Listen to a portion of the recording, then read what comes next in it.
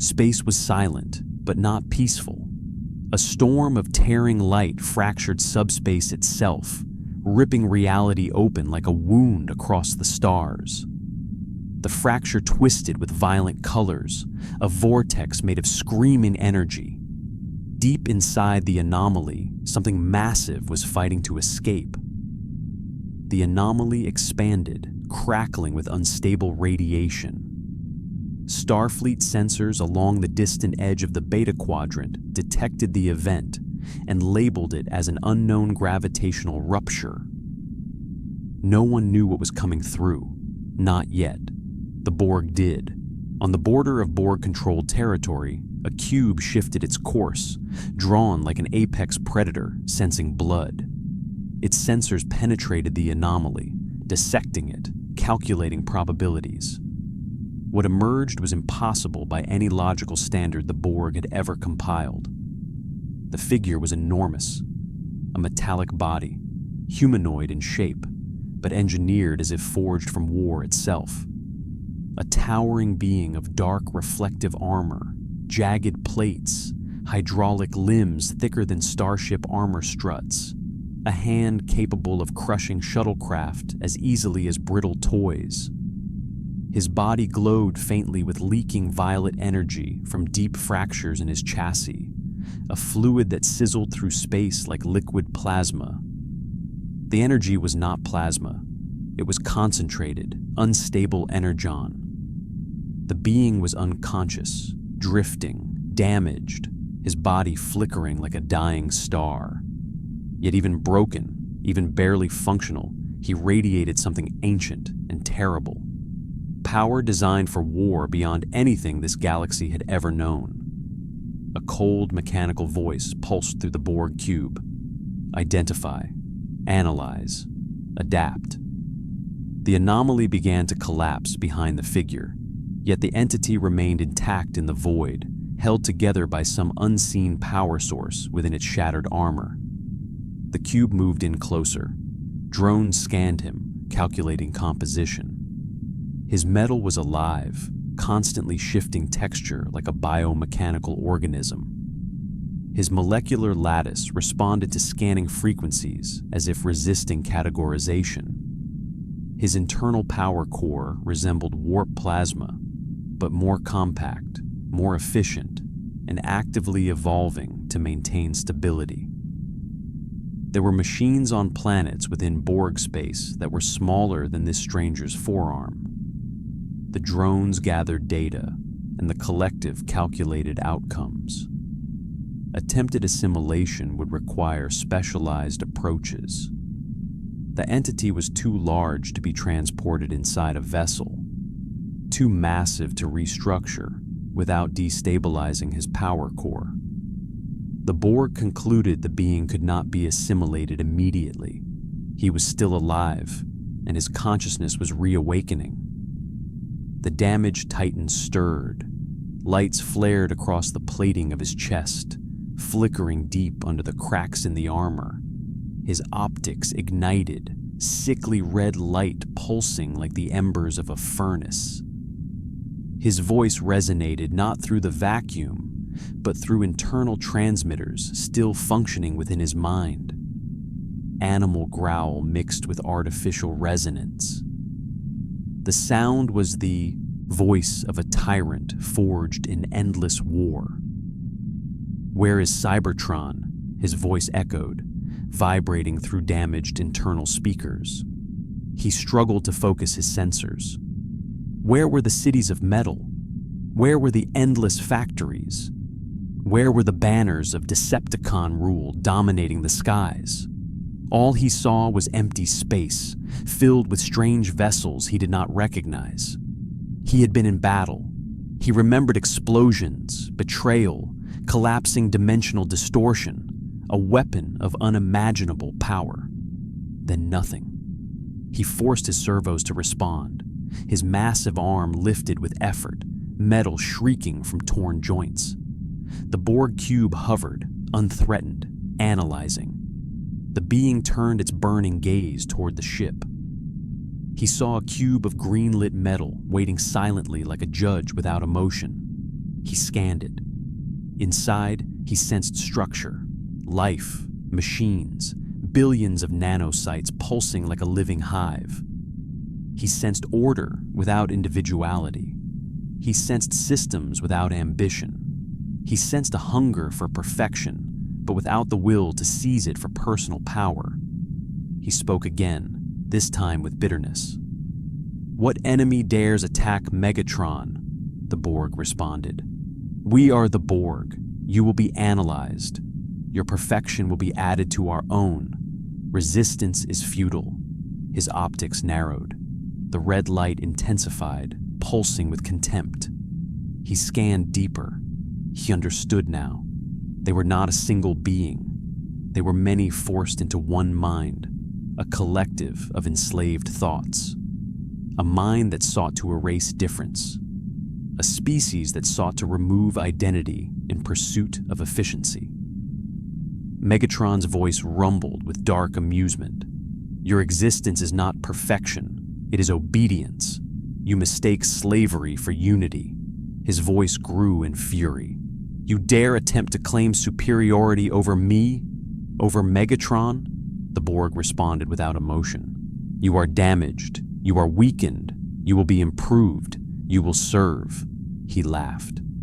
The laugh was thunder echoing through the void, a sound that would haunt any species capable of fear.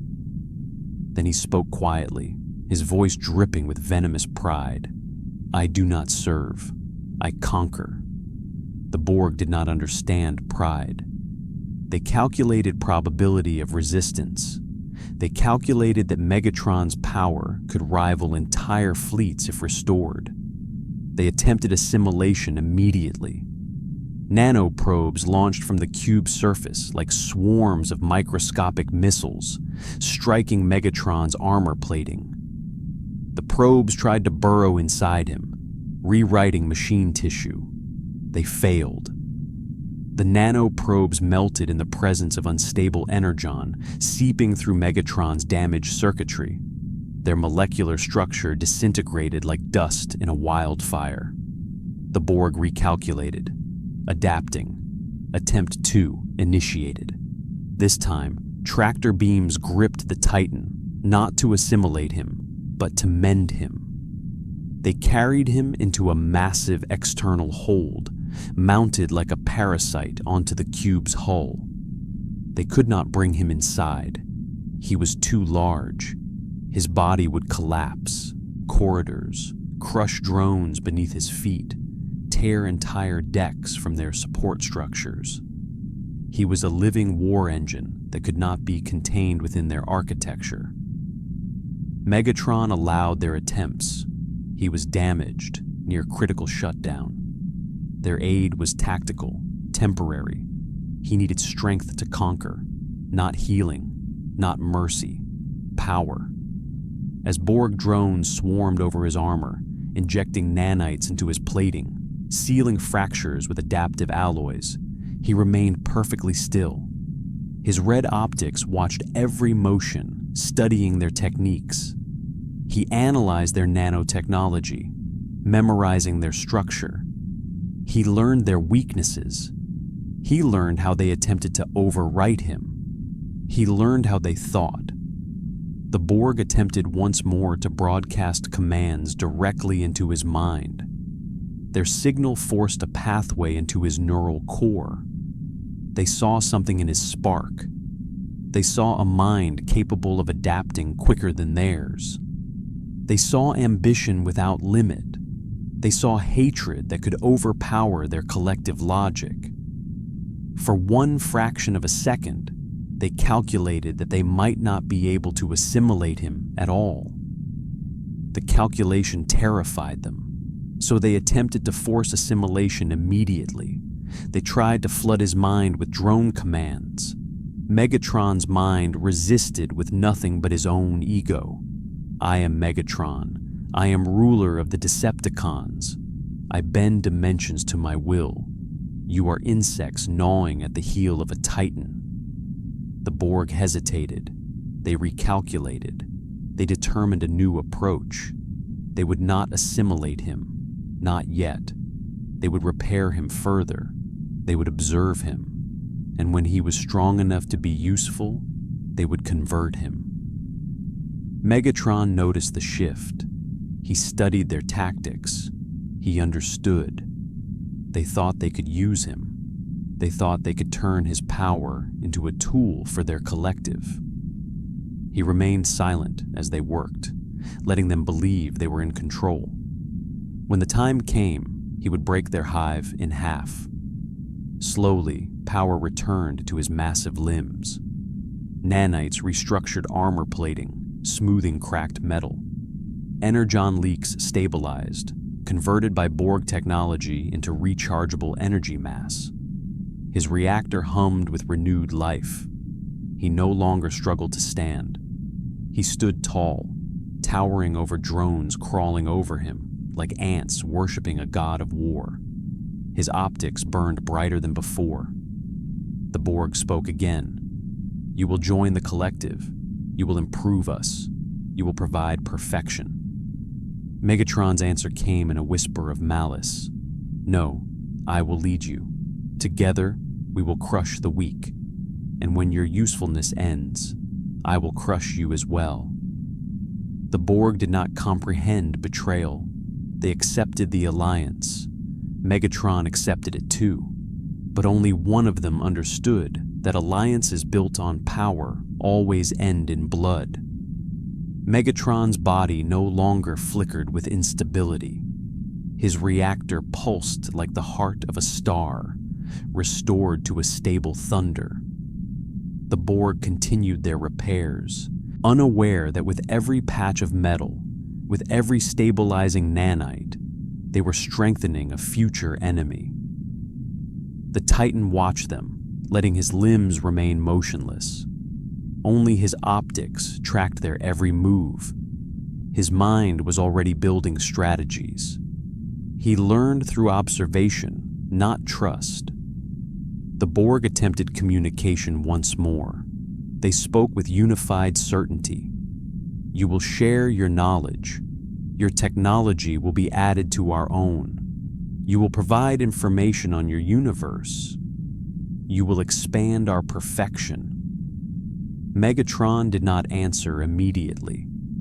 He tilted his head slightly, letting his optics glow brighter, letting them believe he was calculating their request. Inside, he was testing them, seeing how long they would wait, seeing how they adapted to silence. When he chose to speak, it was with careful intent. You seek perfection. You seek strength. You seek dominion across all space. But you have no ambition, only hunger. You take without understanding greatness. The Borg did not understand the insult. They responded only with cold logic. We assimilate. We improve. We become greater. Megatron laughed softly.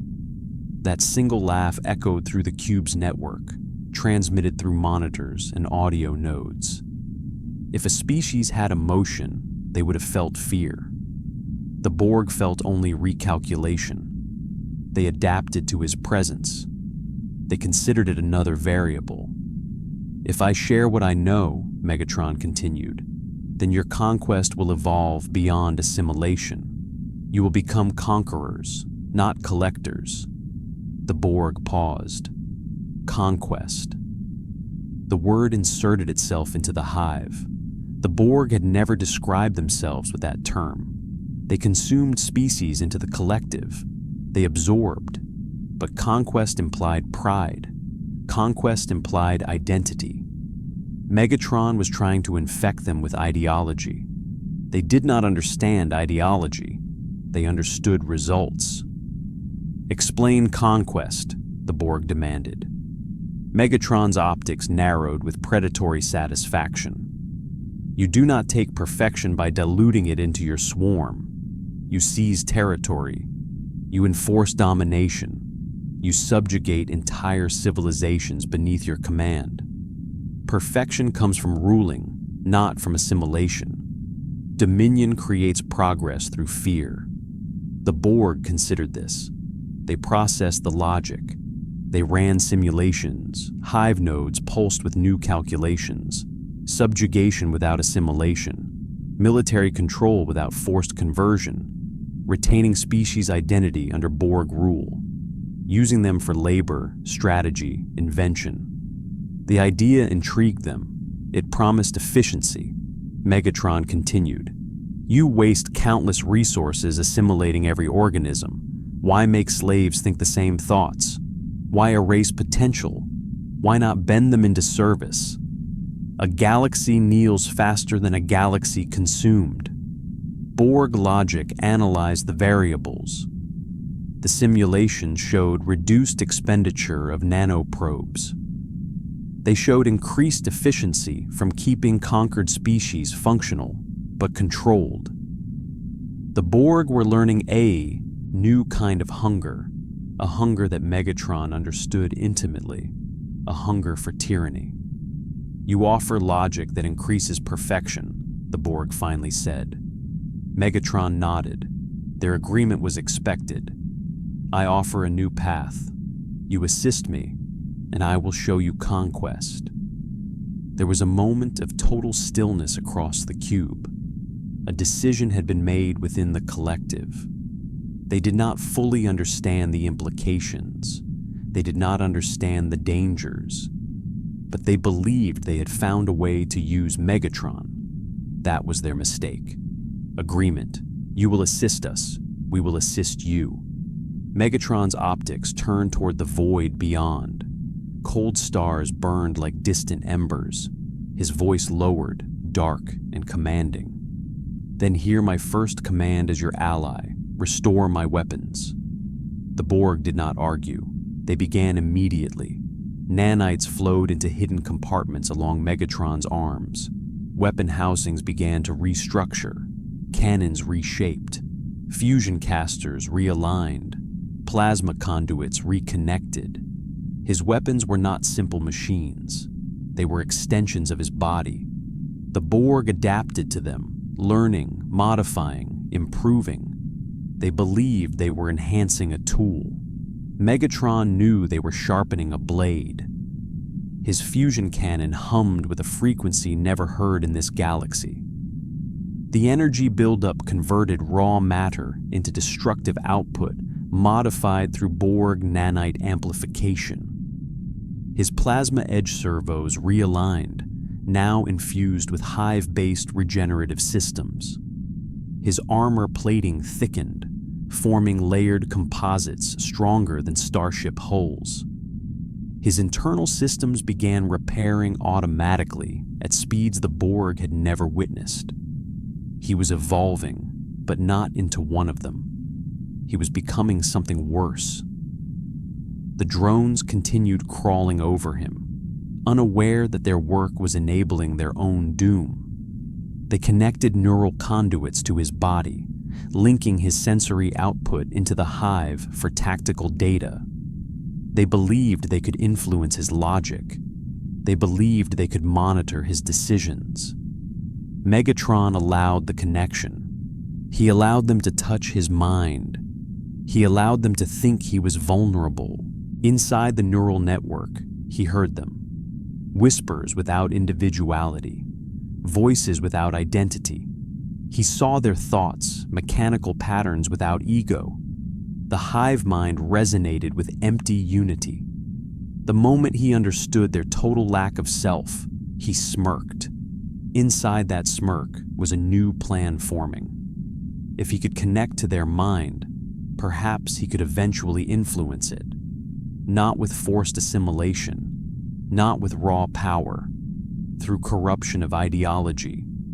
You believe perfection requires the end of the individual, he said into the hive. But perfection requires a ruler, a voice above all others, a single mind that commands the many. The Borg responded. The collective is the voice above the many. Megatron's voice rumbled deeper. You are a chorus without a conductor. Without a leader, you are chaos pretending to be order. They processed his words. They attempted to disprove his logic, but they could not. His reasoning aligned with efficiency. They knew the concept of a queen overseeing them. They understood hierarchy on a limited level. Megatron tasted opportunity. "You require a warlord," he declared. Borg response: "We require efficiency." Megatron: "And efficiency requires command. A leader who decides victories, not formulas that calculate them." Silence. The hive processed. And in that pause, Megatron knew he had won the first battle without firing a single shot. He looked down at the drones, still working on his legs like engineers repairing a god. His final words for the moment were spoken like prophecy. "You will follow me to perfection, and all of creation will tremble at our advance." The Borg did not feel fear, but a new variable had entered their programming: tyranny. They could not assimilate the concept. They could only obey its logic. Megatron closed his optics for a moment. His reactor pulsed. His body towered like a war machine reborn. When he opened his eyes again, the glow was brighter. His ambition had found fertile ground. The Borg continued their repairs with relentless precision, but now Megatron had given them something they had never possessed before: ambition. They did not have the language to describe it, nor the emotion to recognize its danger, but the hive mind adjusted nonetheless. It adapted. It interpreted conquest as a logical evolution. Megatron allowed the changes. Every second of restoration increased his strength, and every moment inside their network taught him more about their mind. He discovered their architectural language, their hierarchy, the pathways of command, the way the Hive Queen issued orders without thought, like a mechanic selecting tools. They did not understand why a being of his power would speak so often of individuality and domination. They did not understand his thirst for command, and that ignorance was their weakness. He knew that to rule the Borg, he could not break their hive. He needed to chain it. They understood obedience. He would give them a leader worthy of it. The cube shifted through space, crossing deep into Borg territory. Ahead, an enormous structure loomed within the darkness. It was not a cube. It was a complex assembly of interlocking spires and geometric plating, shaped like a colossal mechanical flower folded in on itself, a hub of tactical coordination and central directive routing. Megatron scanned it and understood its purpose instantly. A Borg unicomplex node, home of the Queen's direct command relay, a fortress of thought. He sensed her before he saw her, a presence woven into the collective. She was an intelligence without ego, a predator without pride. Her voice reached him through the hive like ice. "You are an anomaly. Your technology has not been assimilated. You have not been rewritten. Explain your purpose." Megatron spoke with confidence that would have sounded outrageous from any being she had ever encountered. To conquer, to reshape existence into order through dominance, to use strength as law. The Queen processed the words. She saw in him no emotion, no loyalty, only a hunger that mirrored their own purpose, but directed differently. Adaptation by will rather than necessity, efficiency through tyranny. She tried responding through logic. Dominance wastes resources. Assimilation creates unification. Resistance ends. Megatron smirked, and his thoughts sliced through the hive like a blade through soft metal. Resistance is not the cost of conquest. It is the fuel that forges supremacy. The drones paused for a fraction of a second, frozen by the paradox. The Queen engaged with more intensity. "Your rhetoric is irrelevant. You will join our perfection," Megatron replied with quiet finality. "You cannot perfect me. You can only empower me. I do not become part of the collective. I lead it. Voices across the hive process this claim, not with fear, but with logic. His survival had already proven that they could not assimilate him. His power exceeded assimilation capacity. Therefore, the hive calculated a new conclusion. If he could not be consumed, he could be utilized. If he could be utilized, he could be aligned. And if aligned, he could be an asset. The Queen spoke again, but this time without denial. Clarify leadership. Megatron's optics glowed brighter. Leadership is command. One mind directing many. Those beneath carry out vision. All serve the ambition of the one. The Queen considered. The collective already had a queen, a centralized decision source, but she had never claimed ambition. She had never possessed desire beyond survival and growth. Megatron's perspective showed conquest as structured function, empire as optimization. The collective responded with a new line of inquiry. Under your leadership, what becomes of other species? Megatron answered with absolute conviction. They become soldiers, builders, producers of war, servants of a new order. They do not lose identity. They lose freedom. Free will was irrelevant to the Borg. The concept of replacing, assimilation with controlled subjugation, suddenly seemed efficient. Minds that adapt voluntarily, under fear, were less costly than full nanite conversion. They could still be used. They could invent, innovate, serve. The hive began modeling conquest scenarios.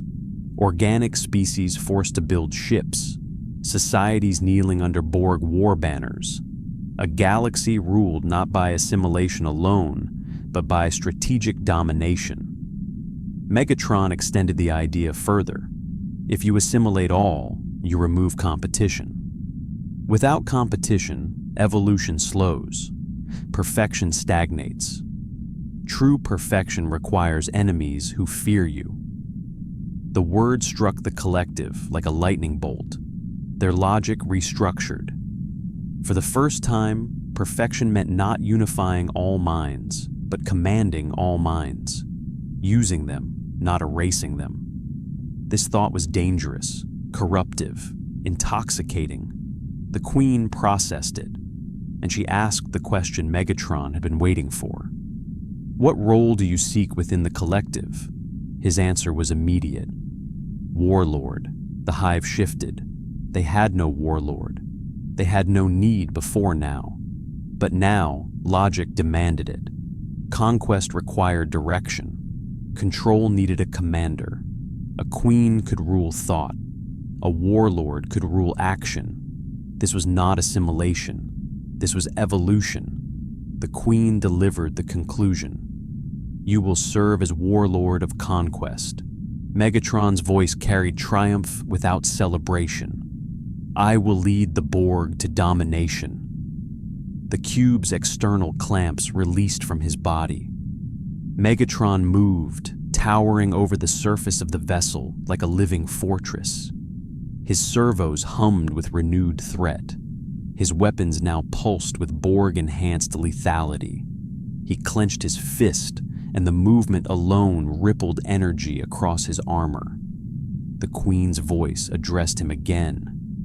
You will lead our fleet. You will provide conquest strategy. His answer was simple. I will require a fleet worthy of my command, not cubes, weapons, transformable war vessels, machines that adapt in battle, ships that obey. The collective began design simulations instantly. Megatron smiled. The Borg were learning to build like Decepticons. They did not know that the architecture of such war would one day turn against them. He lifted his massive arm and pointed toward distant stars. Begin with Federation space. Their weakness will be our test, the Queen replied. We will proceed. Megatron spoke one more command, his voice low and lethal. And build me a flagship, a ship that transforms as I do, a war form that crushes all beneath it. The Borg accepted. Construction began. In silence, unknowing that they were forging the doom that would one day consume them. The Borg obeyed, and their obedience became industry. Deep inside the Uni complex, construction nodes activated, hives reallocated resources, and millions of drones redirected focus toward one singular directive: war under Megatron's command. They did not build with fear or devotion. They built because the collective had calculated that conquest was now efficient, and efficiency was the only truth they understood. Megatron stood anchored to an external support grid attached to the cube, towering above its hull like a monument of violence. His optics scanned the activity around him. He saw raw metal transported from refabrication chambers, nanite clusters forming into shape-shifting weapon parts, adaptive hull segments grown like mechanical muscle. The drones worked without pause, without ego, without hesitation. They did not know that what they were creating would transform the Borg forever. They could not foresee that tyranny comes with a cost. They only calculated, adapted, and constructed. Megatron downloaded schematics as they formed. Borg technology was rigid, uniform, utilitarian. It lacked the elegance of war. It lacked the predatory instinct of a weapon designed to cause fear as much as destruction. He shifted the designs, altering them. He infused curves into hull lines, razor edges into plating, sweeping forms that suggested dominance, not mere efficiency. Transformability required articulation, flexibility, modular systems. He taught the collective how to build warships capable of shifting into new configurations. He gave them weapon pods that rotated, armor plates that reformed into defensive arrangements, and engines that changed thrust patterns mid-battle to match enemy tactics. The Borg thought they were learning the structure of conquest. They did not understand they were learning the shape of Decepticon pride. The unit complex expanded its output. Drones fused components at molecular resolution. Power cores were installed that pulsed like artificial hearts. Energon synthesis chambers retooled to replicate a diluted form of Megatron's energy fuel, stable enough to power the new vessels, but lacking the power of his core. Even weakened, this new energon was exponentially more potent than any Borg reactor. The hive mind recorded every blueprint. Megatron allowed it. Knowledge was not threat. Only will mattered. A weapon is nothing without a hand to wield it. While construction accelerated, the Queen addressed Megatron again through the neural network. You provide technology. You provide strategy. What do you require in return? Megatron's reply came instantly. Control of your fleets, autonomy in battlefield deployment, authority to dictate all actions of conquest. The Queen processed his conditions. She analyzed command structure, efficiency variance, probability of conflict. She calculated a simple truth. Without an ego, there was nothing to conflict with Megatron's ambition except logic. And logic said conquest needed leadership. She answered with acceptance. Authority granted. You will command all offensive operations. The collective will supply resources. Megatron allowed himself satisfaction, but not distraction. The Borg were predictable. They lacked treachery. Betrayal was an inefficiency. That made them powerful, but it also made them vulnerable. He understood them better each passing hour.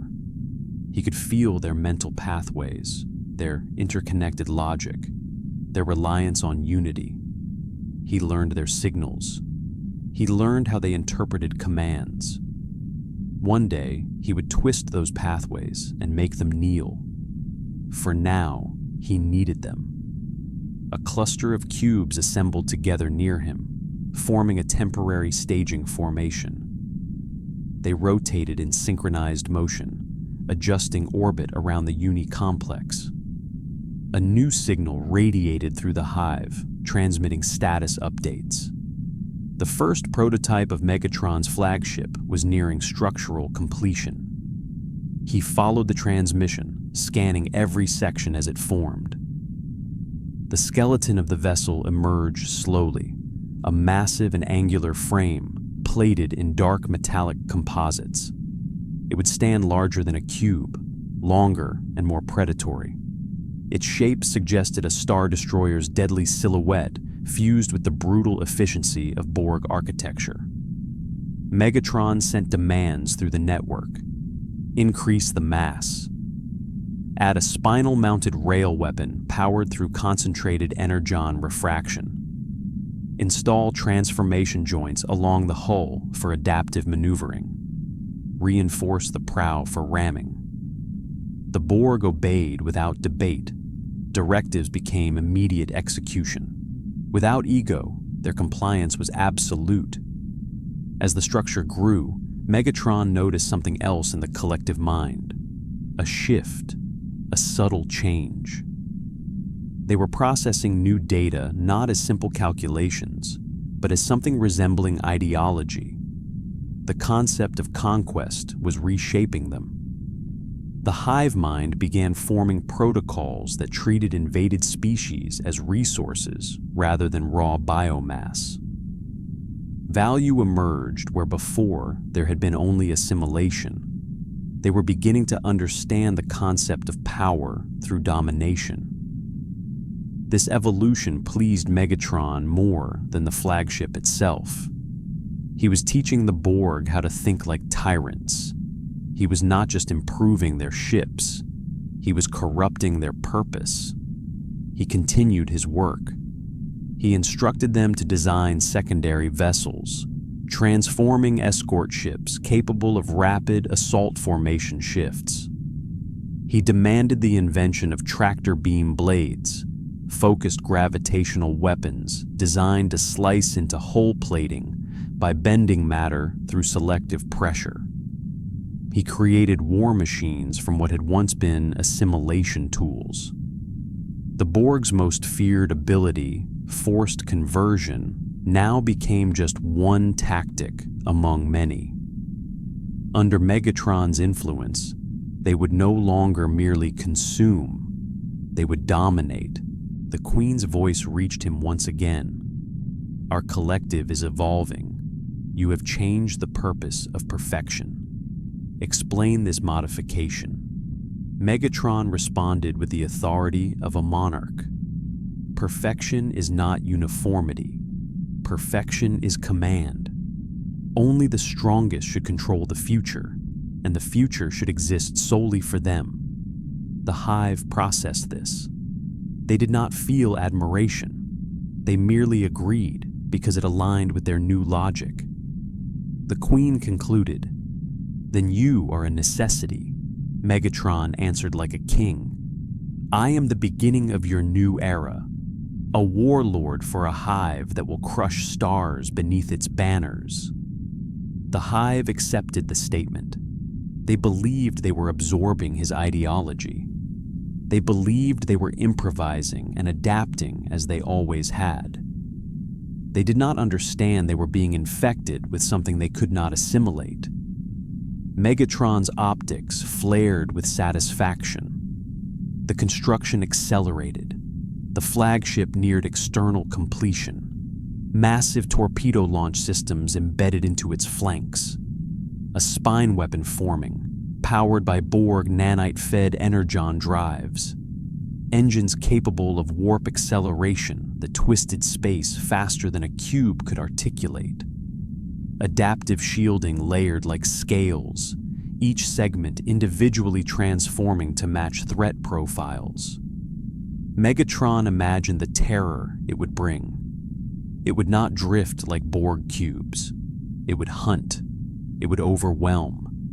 It would arrive with the grace of a predator and the fury of a machine god. And when others attempted resistance, they would find themselves not absorbed, but crushed and bent into subjugation. He spoke into the hive, broadcasting proclamation. "This will be my spear against the galaxy. With this vessel, you will learn true dominance." The Borg responded with their unified tone. "We will conquer," Megatron corrected them. "We will rule." The hive mind processed. For the first time, the word rule entered Borg philosophy as a directive. The Queen did not object. She calculated its superiority. Rule required fewer resources than assimilation. Rule produced faster obedience than conversion. Rule created enemies that adapted for you, only to be brought to heel. The Borg had just learned tyranny, and Megatron taught it to them like scripture. Construction drones lowered into the vessel's interior. Megatron could not enter it physically. He was too large. His own size prevented him from piloting or inhabiting the ship, yet he would not need to. Borg technology connected thought with command. He would control the vessel remotely through neural link. He would be its mind. It would be his body in war. He realized something deeper. If he could command a single vessel with cognition, he could eventually command a fleet. If he could command a fleet, he could command the collective itself. And when that day came, he would strip away the Queen, absorb the hive under his will, and become the most powerful being in any universe. For now, the ship grew. For now, he waited. For now, he let the Borg believe they were gaining a warlord as a tool, until the day they discovered they had built their own doom and crowned him with their own hands.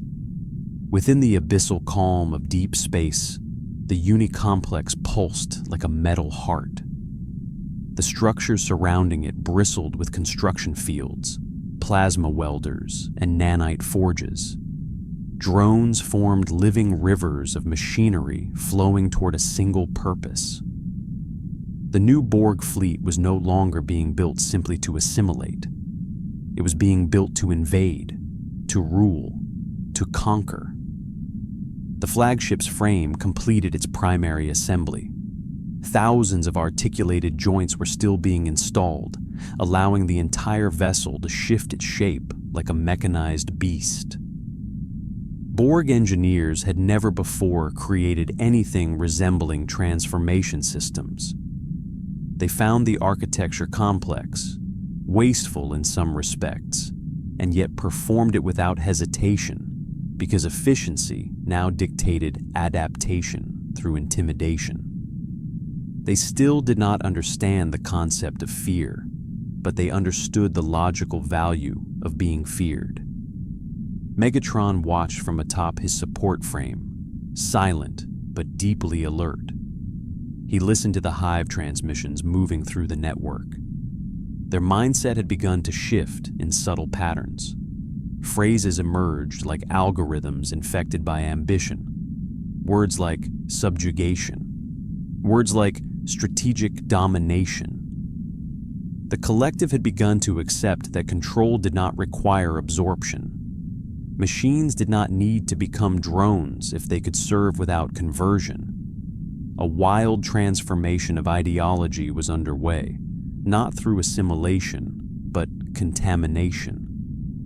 Megatron had always understood that armies obeyed not because they were absorbed into an equal mind, but because they were forced into submission beneath a greater one.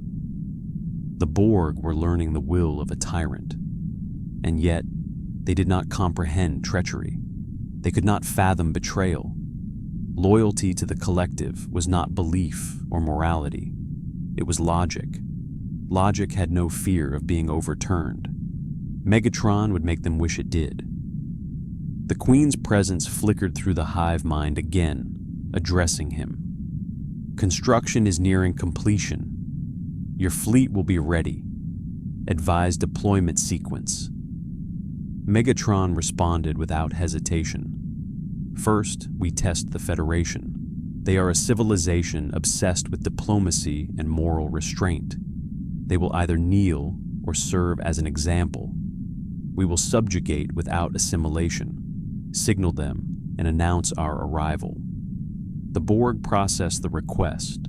Diplomacy was wasteful by their standards. Warning a target before attacking was wildly inefficient. The Queen responded with a question. Why announce? Why not strike without delay? Megatron answered like a warlord teaching a child the nature of cruelty. You need fear to inspire obedience. If they believe resistance will be futile, they will surrender their freedom willingly. A subject nation breaks faster when it understands what awaits. There was no emotional reaction in the collective. They simply restructured their logic. Fear increases efficiency. Warning generates fear. Therefore, Megatron's directive was optimal. He had infected them further. The Queen relayed his order. A transmission was prepared. It would pulse through subspace channels across Federation territory. Megatron's voice would be the first sound they heard. The thought pleased him. As preparations continued, Megatron turned his attention to the drones directly repairing his chest plating. Nanites worked like microscopic spiders, sewing blackened gaps in his metal, sealing damage until his armor gleamed again with sharpened edges. His newfound regenerative abilities were now integrated into his own components. Borg nanites would continue to reinforce him endlessly. He would only grow stronger with time. A drone climbed along his forearm, scanning the fusion cannon mounted there. Its mechanisms had grown more intricate. Nanite-infused conduits allowed rapid reconfiguration, enabling the cannon to shift between ultra-focused particle beams and wide-area spatial distortion blasts. The drone began adjusting the weapon, adding reinforcement nodes. Megatron watched it without expression. The hive mind was curious. They asked him a question. Why do you rely on personal weaponry? You could command drones to fire for you. Personal arms are inefficient. Megatron laughed inwardly. Inefficient? Weapons that make opponents tremble are never inefficient. Personal power gives a leader legitimacy. A warlord must demonstrate dominance through action, not merely command. The pure terror of watching a foe crushed beneath a ruler's fist inspires obedience more flawlessly than any system of assimilation. The collective processed the concept again. Fear creates faster compliance than absorption. They were learning truths their logic alone would never have discovered. They learned because Megatron was poisoning their programming with ideology. He was not becoming more Borg. They were becoming more Decepticon. A new alert pulsed across the Hive network. A fleet had arrived. Not a fleet of cubes, but the first prototypes of Deceptiborg warships. 3 vessels, smaller than the flagship, but enormous by comparison to standard Borg probes, floated outside the Uni-complex. Each one resembled a massive bladed creature in silhouette, armored in adaptive plating that seemed alive. They rotated, part shifting, transforming into combat shapes. They were warships designed not to assimilate. They were designed to terrify. Megatron observed them with approving silence. They obeyed him not through hooks and wires, but through neural command channels. The Borg Queen controlled the collective. He would control the weapons. The fleet was his domain. He sent them a test command through the link.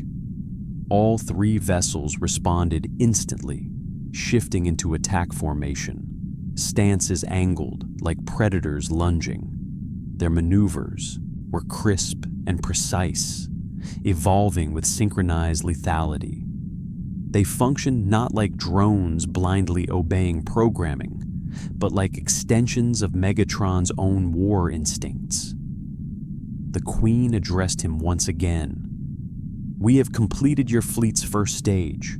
You will initiate conquest," Megatron responded. "Not yet. Before conquest, we require intelligence, knowledge of enemy vulnerabilities. Lack of information breeds inefficiency." The Queen accepted this logic. "Initiate reconnaissance. Select target." Megatron's optics glowed. The drones continued crawling along his torso, finishing repairs as his mind scanned galactic maps. Federation space was vast, many worlds, many resources, but he needed a test case, a demonstration, a planet symbolic enough to instill dread across the entire Federation.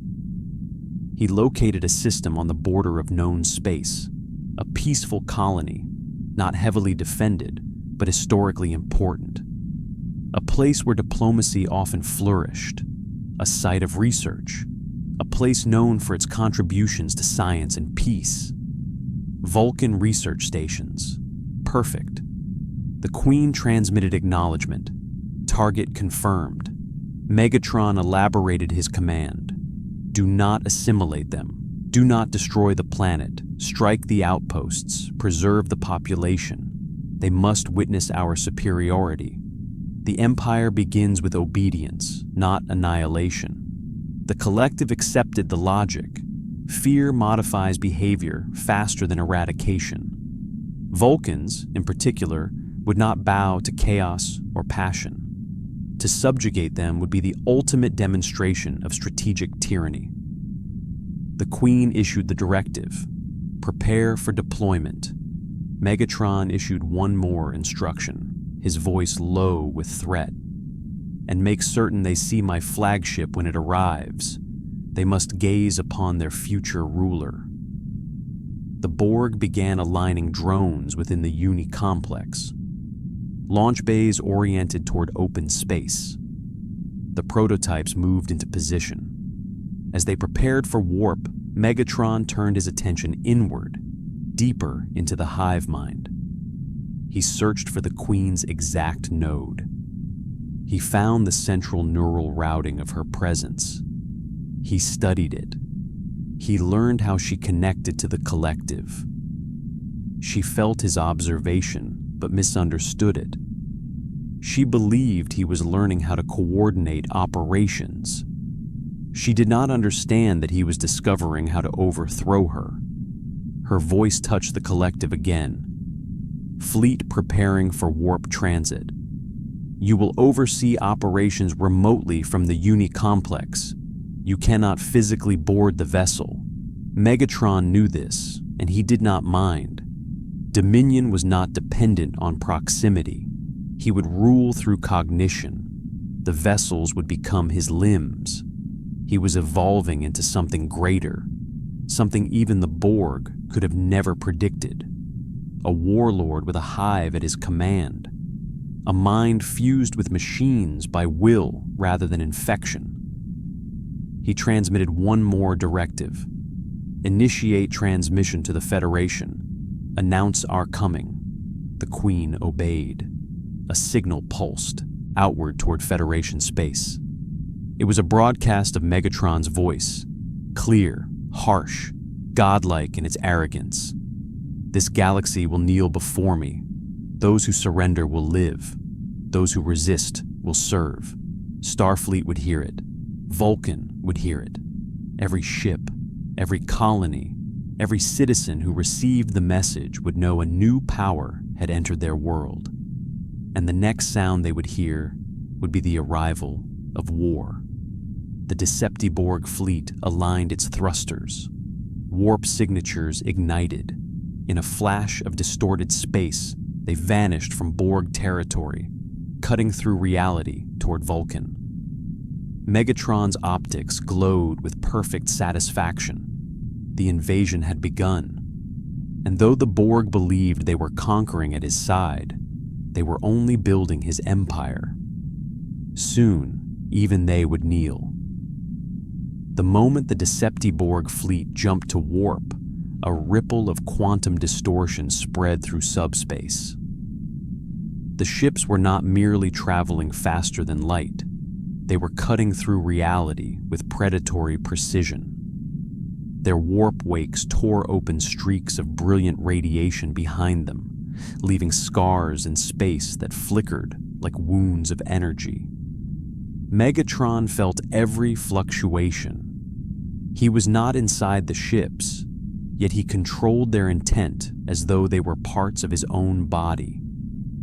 He could sense their engines straining, their transformation joints adjusting to reduce drag on the warp field, their composite hulls adapting to micro-vibrations in space-time. They were living war machines, driven by the logic of the Borg and the malice of a Decepticon. The destination was close now, Vulcan. Within Federation territory, a subspace alert triggered across multiple starbases. Admirals and diplomats scrambled to decode the broadcast. The voice that echoed through the Federation channels was something they had never heard before. It did not speak like the Borg. It was not cold, impersonal, or simple in intent. It was predatory. This galaxy will kneel before me. Those who surrender will live. Those who resist will serve.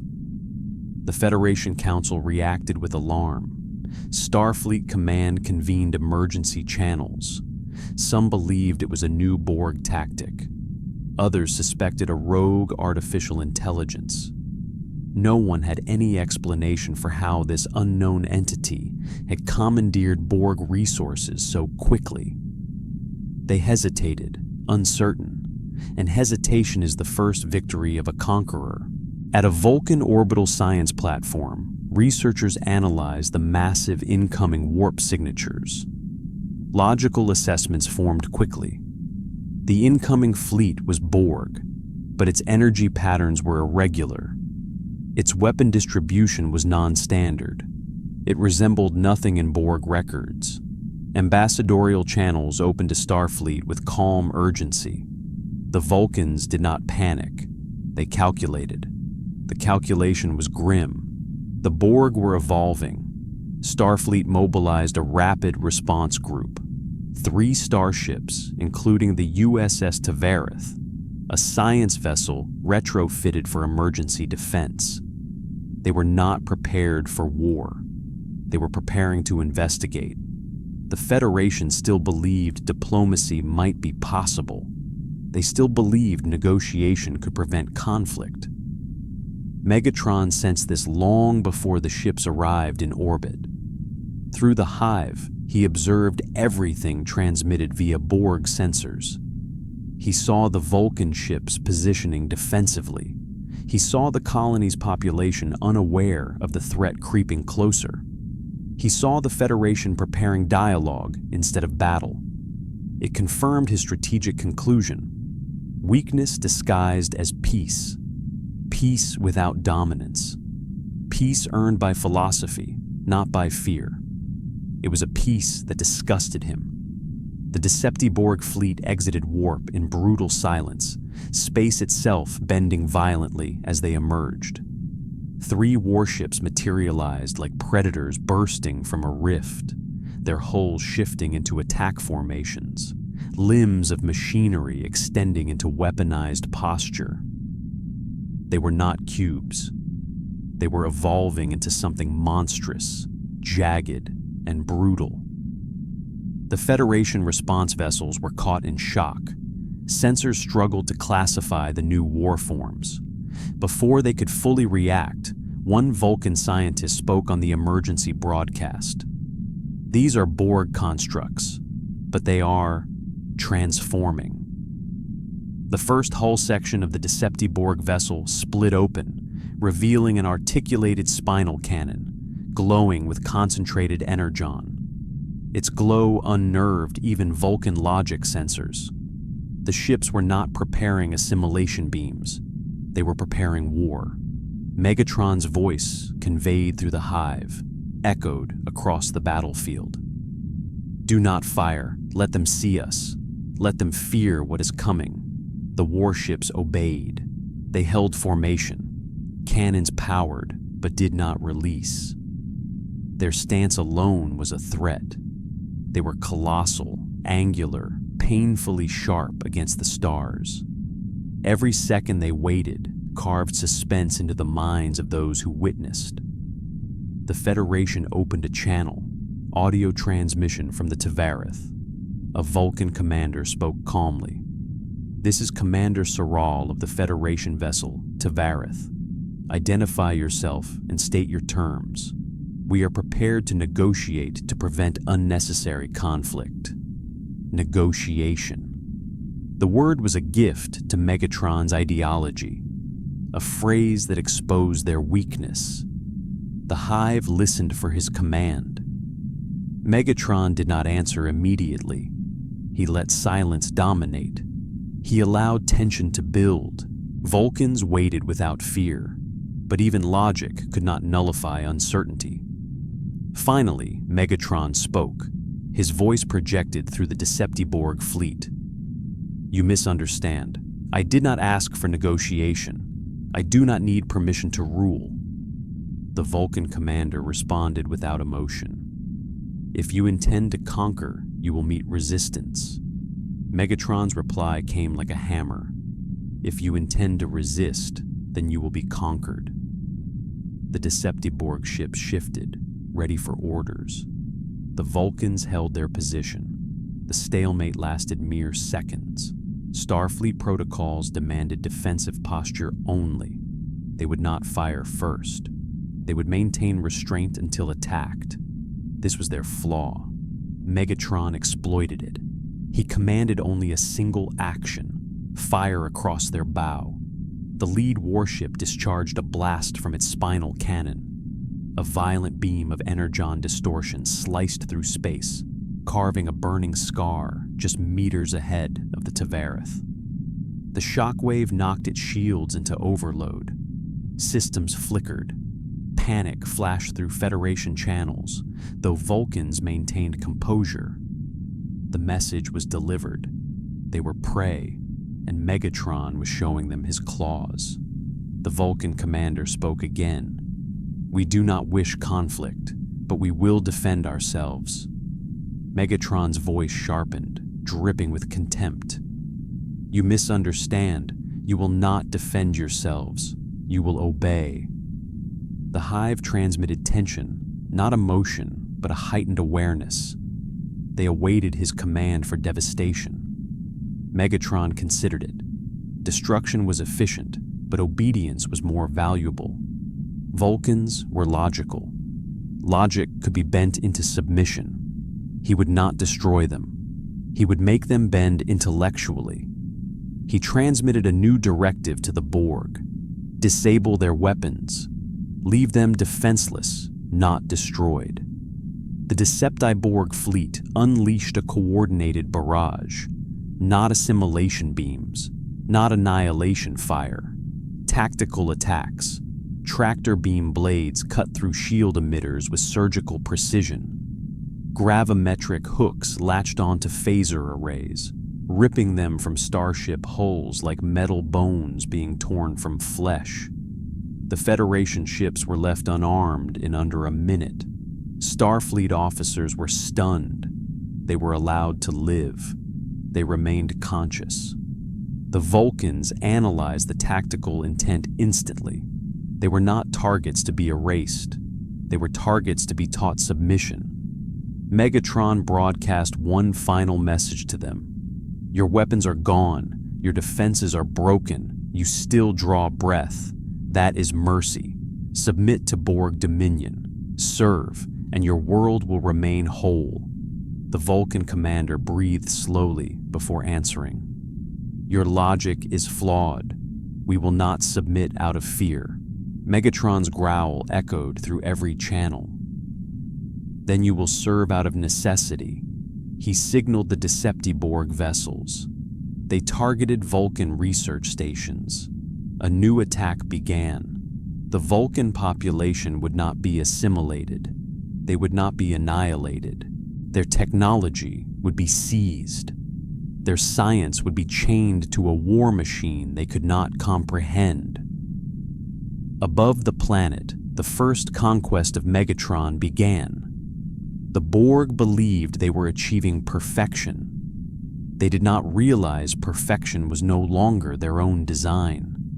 It was Megatron's. The Vulcan orbital stations had no choice but to brace for impact. They were science hubs, not fortresses. Their shields were designed for meteoroid deflection and environmental anomalies, not for warships twisted from nightmares. The Deceptiborg fleet descended with mechanical precision, rotating their armor segments into aggressive formation, their weapons humming with raw energon distortion. They were not here to exterminate. They were here to teach a lesson. Megatron's voice echoed only through the hive, not to the Vulcans. He spoke to the Borg with command, not explanation. Target their infrastructure, spare the population, leave them enough to rebuild, under our control. The drones obeyed without hesitation. Tractor beam blades lashed out from the warships, not to seize people, but to dismantle machinery with exact cruelty. One station's power grid was ripped out like a spinal cord. Another had its data archives carved from its center and lifted away like prey in the claws of a predator. The Vulcans observed this with eerie calm, analyzing their defeat even as it happened. On the surface of the planet, authorities issued alerts. Evacuation was not considered. Vulcans did not panic. They organized. Citizens gathered at designated safety zones. Emergency shields were raised in limited sectors. They prepared for occupation conditions as logically as they would prepare for a scientific experiment. Megatron admired that. Order without fear was respectable, even if misguided. Federation channels burst alive as Starfleet screamed for updates. Ships were being rerouted, fleets mobilized. But Vulcan authorities responded with a phrase Starfleet did not expect. Do not send reinforcements. Not yet. The Federation Council balked. Vulcan was under siege. But the Vulcans had calculated the truth. They were not the target of extermination. They were being tested. Reinforcements would not prevent conquest. They would ignite full war. And logic dictated that the Federation could not survive if it fought a Borg fleet now augmented by something worse. Megatron sensed the hesitation spreading across Starfleet communications. Fear spread without him needing to destroy a single ship. His voice returned to the hive, satisfied. They will not resist with numbers. They are too civilized for immediate retaliation. The Queen responded in her cold clarity. Logic shows they may still rebel later, Megatron replied. Then we break their spirit, not their bodies. The Vulcan stations were stripped piece by piece, their advanced technology collected like trophies to be repurposed. Borg nanite collectors swarmed across the debris, fusing fragments into payloads of data and materials. In minutes, knowledge thousands of years old was harvested and added to the war machine. Vulcan ingenuity now belonged to a hive of conquest. But Megatron was not finished. He issued a directive that surprised even the collective. Broadcast to their world, demand their surrender, but give them time to choose. The hive processed this unusual tactic. Time allowed resistance. Time allowed planning. Time allowed rebellion. It seemed inefficient. They questioned it. Explain. Megatron responded with calculated malice. Fear is stronger when the victim believes they might escape it. Hope makes their defeat absolute. When they finally kneel, they kneel without strength. The Borg understood. not through emotion, but equation. Hope multiplied fear when crushed. Therefore, allowing choice increased obedience. The collective accepted his strategy. A wideband broadcast was sent to Vulcan, to every city, every academy, every council chamber. Megatron's voice spoke as though he stood above their world, even though his body remained tethered to the unit complex far away. Vulcan, you have seen our power without destruction. You have witnessed dominion without death.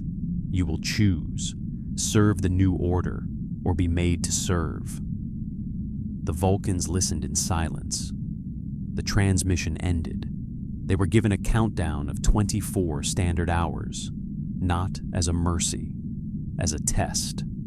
In the halls of the Vulcan High Council, debate began. Calm, logical, unswayed by emotion. High Priest Terev propositioned immediate compliance to preserve logic through survival. Commander Soral argued for strategic defiance, not through arms, but through time, diplomacy, and calculated sabotage. Another council member proposed sending an envoy to negotiate conditions of subjugation without surrender. The debate was pure logic. But Vulcan logic had never faced a being who understood how to weaponize ideology. Back at the Uni complex, Megatron listened through the Hive's intelligence channels. The Queen processed his interest. "You seek to understand their logic?" Megatron answered, with something approaching amusement. "No, I seek to break it." He turned inward, observing the Vulcan Council's attempts to rationalize submission. They could not imagine worshipping strength. They could not imagine bending to dominance. They believed control was flawed unless mutually chosen. Megatron spoke softly, almost to himself. A species that refuses to kneel even when powerless. Admirable. But their logic is a chain. I will forge it into obedience. The Queen calculated an alternative. Assimilation may bring faster results. Megatron immediately rejected it. No, assimilation removes identity. I want them to kneel as Vulcans, not drones. Their intellect, their culture, their logic, unchanged. Subjugated intellect produces better servants than rewritten minds. The Queen accepted the reasoning. Megatron continued. Their minds must break themselves. While Vulcan debated, the Decepti Borg warships hovered silently in orbit. They did not fire. They did not move. They simply existed as a promise of unstoppable force. Down below, schools paused lessons. Researchers paused experiments. Even the stoic Vulcan citizens felt the presence of a superior predator watching them. On Earth, Starfleet leaders clashed with Vulcan diplomats. Arguments were loud, passionate, fearful. Vulcan logic stood against panic. But panic was contagious. Federation councils began fracturing. Some pushed for military retaliation. Others feared losing entire fleets. Megatron watched this unfold with pleasure. He had not attacked Earth, yet Earth was already in chaos. The Borg Queen finally asked the question burning through the hive. What do we do if they choose to resist? Do we annihilate them? Megatron's answer was colder than any Borg protocol. No. If they resist, we enslave them. Vulcan logic under my rule will serve us more efficiently than any drone network. A conquered Vulcan is worth more than a dead one. He projected his voice through the fleet one final time, not to the Vulcans, but as a vow. This conquest will not destroy worlds. It will bend them. The Hive processed his doctrine. Conquest without assimilation. Subjugation without extermination. Tyranny instead of consumption. The Borg were becoming something new, something worse. The countdown continued on Vulcan. Hours passed in rigid silence as the world weighed a decision no logic had ever required before. They were being asked not to debate policy, not to negotiate trade, not to form alliances. They were being asked to surrender, not to peace, not to logic, to a will stronger than their own. It was an unprecedented dilemma. In the High Council chambers, grand stone arches cast shadows over philosophical debate. Vulcan minds wrestled with questions they had never needed to ask. Could logic coexist with obedience to an illogical ruler? Was survival at the cost of autonomy truly logical, or merely avoidance of discomfort? Did logic demand self-preservation, or honor through defiance? Commander Soral addressed the council again. His voice was calm, his posture precise, his logic flawless. To surrender willingly is to accept that our logic has failed. To resist blindly is to value ideology above survival. We must resist strategically, delay, study, understand their weakness, then act.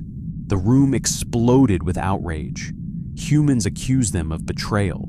Andorians accused them of weakness. Klingons laughed with disgust. Vulcans responded only with stillness. Megatron enjoyed every frequency of the turmoil. The Borg Queen asked him why he cared about Federation response. They are not subjugated yet. Why monitor them? Megatron answered with absolute certainty. Because I am not conquering Vulcan. I am conquering belief. The Federation was built on unity. I have just shattered its foundation. He wasn't wrong. The Federation Council broke into factions. Some demanded the mobilization of entire fleets. Others demanded negotiation. Many feared war against a Borg force, now equipped with a new, unknown warlord. The Federation stood frozen by fear, not of assimilation, but of conquest. They had no defense against tyranny that did not rewrite their minds, but rewrote their options. On Vulcan, Borg drones did not invade homes. They integrated themselves into infrastructure like invasive technology. They embedded into communication networks, transportation grids, research facilities. They improved systems. They increased efficiency. They replaced nothing that did not hinder production. This was not assimilation. It was colonization. Vulcans observed this with understanding. The Borg were improving them, not erasing them. Logic approved. Logic even admired efficiency. Vulcans had surrendered, but now they were beginning to cooperate. A scientist approached drones voluntarily, offering research data to assist in improving traffic algorithms. A high priest worked with a Borg node to enhance meditation-based neural training as a way to increase productivity. Logic guided every action. Cooperation became function. The Borg were not assimilating Vulcans. Vulcans were assimilating Borg logic into their own lives. Megatron's influence spread like a virus. The Queen asked him another question, attempting to categorize the event. Is this assimilation through ideology? Megatron nodded. It is conquest through identity. They remain themselves so they can serve better. They obey without losing potential. They obey without losing culture. They obey willingly. The Borg absorbed the idea. It updated their protocols, not assimilation, subjugation. This was evolution, and Megatron was the architect. Now that Vulcan was pacified, Megatron turned his attention to the next target sector of Federation space. He did not choose a military world. He did not choose a strategic location. He chose a symbol, a place loved, a place that inspired unity, a neutral pleasure world known for diplomacy, peace, and beauty, a place where officers vacationed, where families lived, where ambassadors negotiated in comfort. Risa. The Queen questioned his selection. Risa is not strategically valuable. Megatron's optics darkened. Strategy is not always physical. It is psychological. Take their hope. Take their joy. Take their comfort. They will fear us with their hearts as much as their minds. The Borg accepted the reasoning. The Deceptiborg warships aligned once more. Vulcan citizens watched them leave without panic. They returned to their studies. They returned to their routines. They began building a new era, not as drones, but as logical servants to a tyrant. The ships warped away. Megatron did not follow them physically, but he followed them mentally.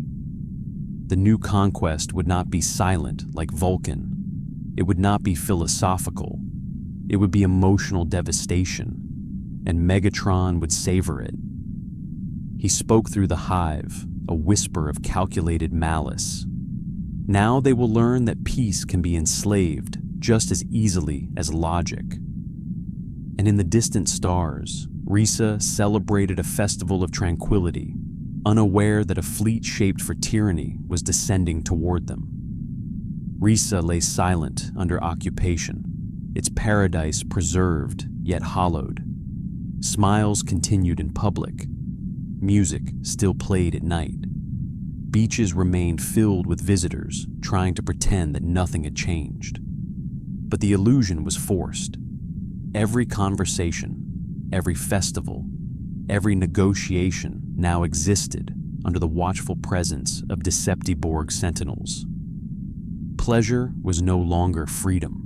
It was duty, and that was exactly what Megatron intended. While Vulcan served through logic, Risa served through humiliation. The Federation felt the impact from both. On Earth, debates turned into shouting. Ambassadors blamed one another. Admirals demanded to strike now. Politicians begged for diplomacy. News agencies broadcast panic by the hour. Citizens protested in the streets, demanding answers. The Federation was built to face diplomacy, not domination. Megatron watched the chaos unfold through the hive's intelligence feeds. He did not speak. He simply studied them the way a scientist studies a reaction. The Borg Queen felt his intent, but could not articulate it. She asked the only question she cared about. You will attack next. Which civilization requires subjugation? Megatron did not answer immediately. Drones swarmed around his limbs, fusing more enhancements into his joints. They installed deeper neural conduits, allowing him to connect to the Deceptiborg fleet with thinner gaps in cognition. His mind neared full battle synchronization, but he remained still, letting them work. Only when the Queen pressed again did he speak. We do not attack yet. The statement shocked the hive. Delay was inefficiency. Delay was illogical. They demanded explanation. Why wait? Why restrain assault? Megatron responded as if teaching a truth too powerful for primitive minds. Because conquest is not about what we take. It is about what they give up. The Queen processed his words. She calculated. Knowledge began to form. Strategy began to sharpen. If they strike now, the Federation unites. If they wait, the Federation fractures further. Megatron continued. Now they fear us. Soon they will turn on each other. Let them weaken themselves. And when they finally choose a leader to protect them, they will face a force they cannot negotiate with. The hive accepted his reasoning. Delay became strategy. Patience became weapon. Vulcan continued functioning as a productive world, more efficient now than before. Their scientists reported increased productivity under occupation. They had no pride in serving, but they served with logic. Risa returned to tourism and entertainment, but every act of joy now fed its conqueror. They had no pride in pleasure, but they performed it obediently. These worlds were producing more wealth, more research, and more value under Megatron's rule than under the Federation, and the Federation knew it. That was what terrified them more than conquest. Megatron spoke through the hive, analyzing information with sharpened interest. Fear alone is not enough. We need disorder. We need suspicion. We need the Federation to break itself before we break it, the Borg Queen asked. You want internal destabilization, Megatron answered. Yes, the Federation must doubt its unity. They must doubt their leaders. They must doubt their ideals. The Queen processed this. To destroy unity, we target symbolic figures, Megatron corrected her. No, symbolic alliances. They must lose trust between worlds. They must question their own purpose. We will not conquer worlds anymore. We will conquer belief. The collective's logic evolved again. Megatron scanned Federation records, dozens of worlds, dozens of cultures. But one symbol held them together without force, without fear. Earth, the birthplace of the Federation, the heart of its justice, its diplomacy, its hope. Every world accepted Earth's leadership, not because it was stronger, but because it was idealistic. Megatron smiled with contempt. A civilization that leads through ideals is a civilization already waiting to be shattered.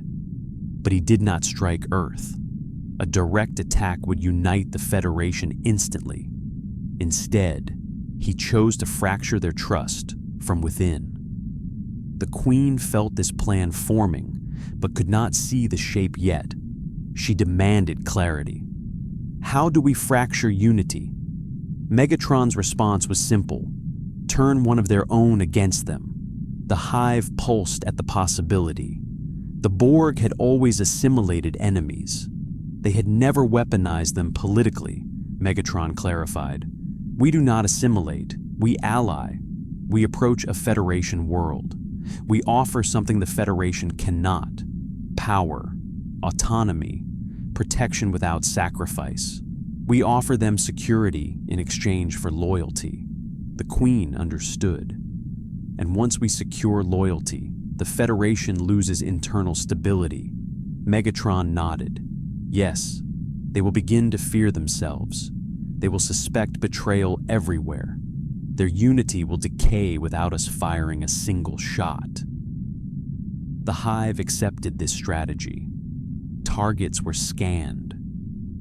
Worlds wealthy enough to influence the Federation, strong enough to matter, insecure enough to consider alliance for survival. Megatron scanned them all, Betazed with diplomacy, Teller Prime with industry, and Doria with military tradition. Then he found a world that fit perfectly, a strategic powerhouse of trade, shipbuilding, and defense. A world that prided itself on independence, even while being part of the Federation. Ferenginar, but not to invade, to negotiate. Megatron's voice seethed with calculated malice. We will not conquer Ferenginar. We will make them rich, and they will betray the Federation for profit. The Borg processed this with ruthless precision. Alliance instead of subjugation. Manipulation instead of force. Corruption instead of battle. Megatron concluded. Once one world chooses prosperity under my rule, others will follow. The Federation will become a marketplace, not a unity. They will sell their loyalty to survive. It was treason on a galactic scale, and the Decepti Borg fleet prepared to warp not for battle, but diplomacy. Megatron issued one command before they departed. Risa and Vulcan will remain occupied. They will work, they will serve, they will prosper, and the Federation will envy them. The hive obeyed. And somewhere in the shadows of the collective, Megatron whispered to himself a truth darker than any assimilation. A galaxy ruled by fear is powerful. A galaxy ruled by desire is eternal. The Decepti-Borg fleet shifted course, not toward a battlefield, not toward a defenseless colony, but toward a world known for its cunning. Ferenginar, the drenched and storm-laden homeworld of the Ferengi, glittered beneath acidic rain and neon commerce lights. It was a world built on profit, and profit alone. There were no ideals here, no codes of honor, no logic of peace, no aspiration for utopia or unity, just commerce. Megatron viewed the planet through Borg sensor arrays. Swarms of ships moved through the atmosphere like insects racing toward credits.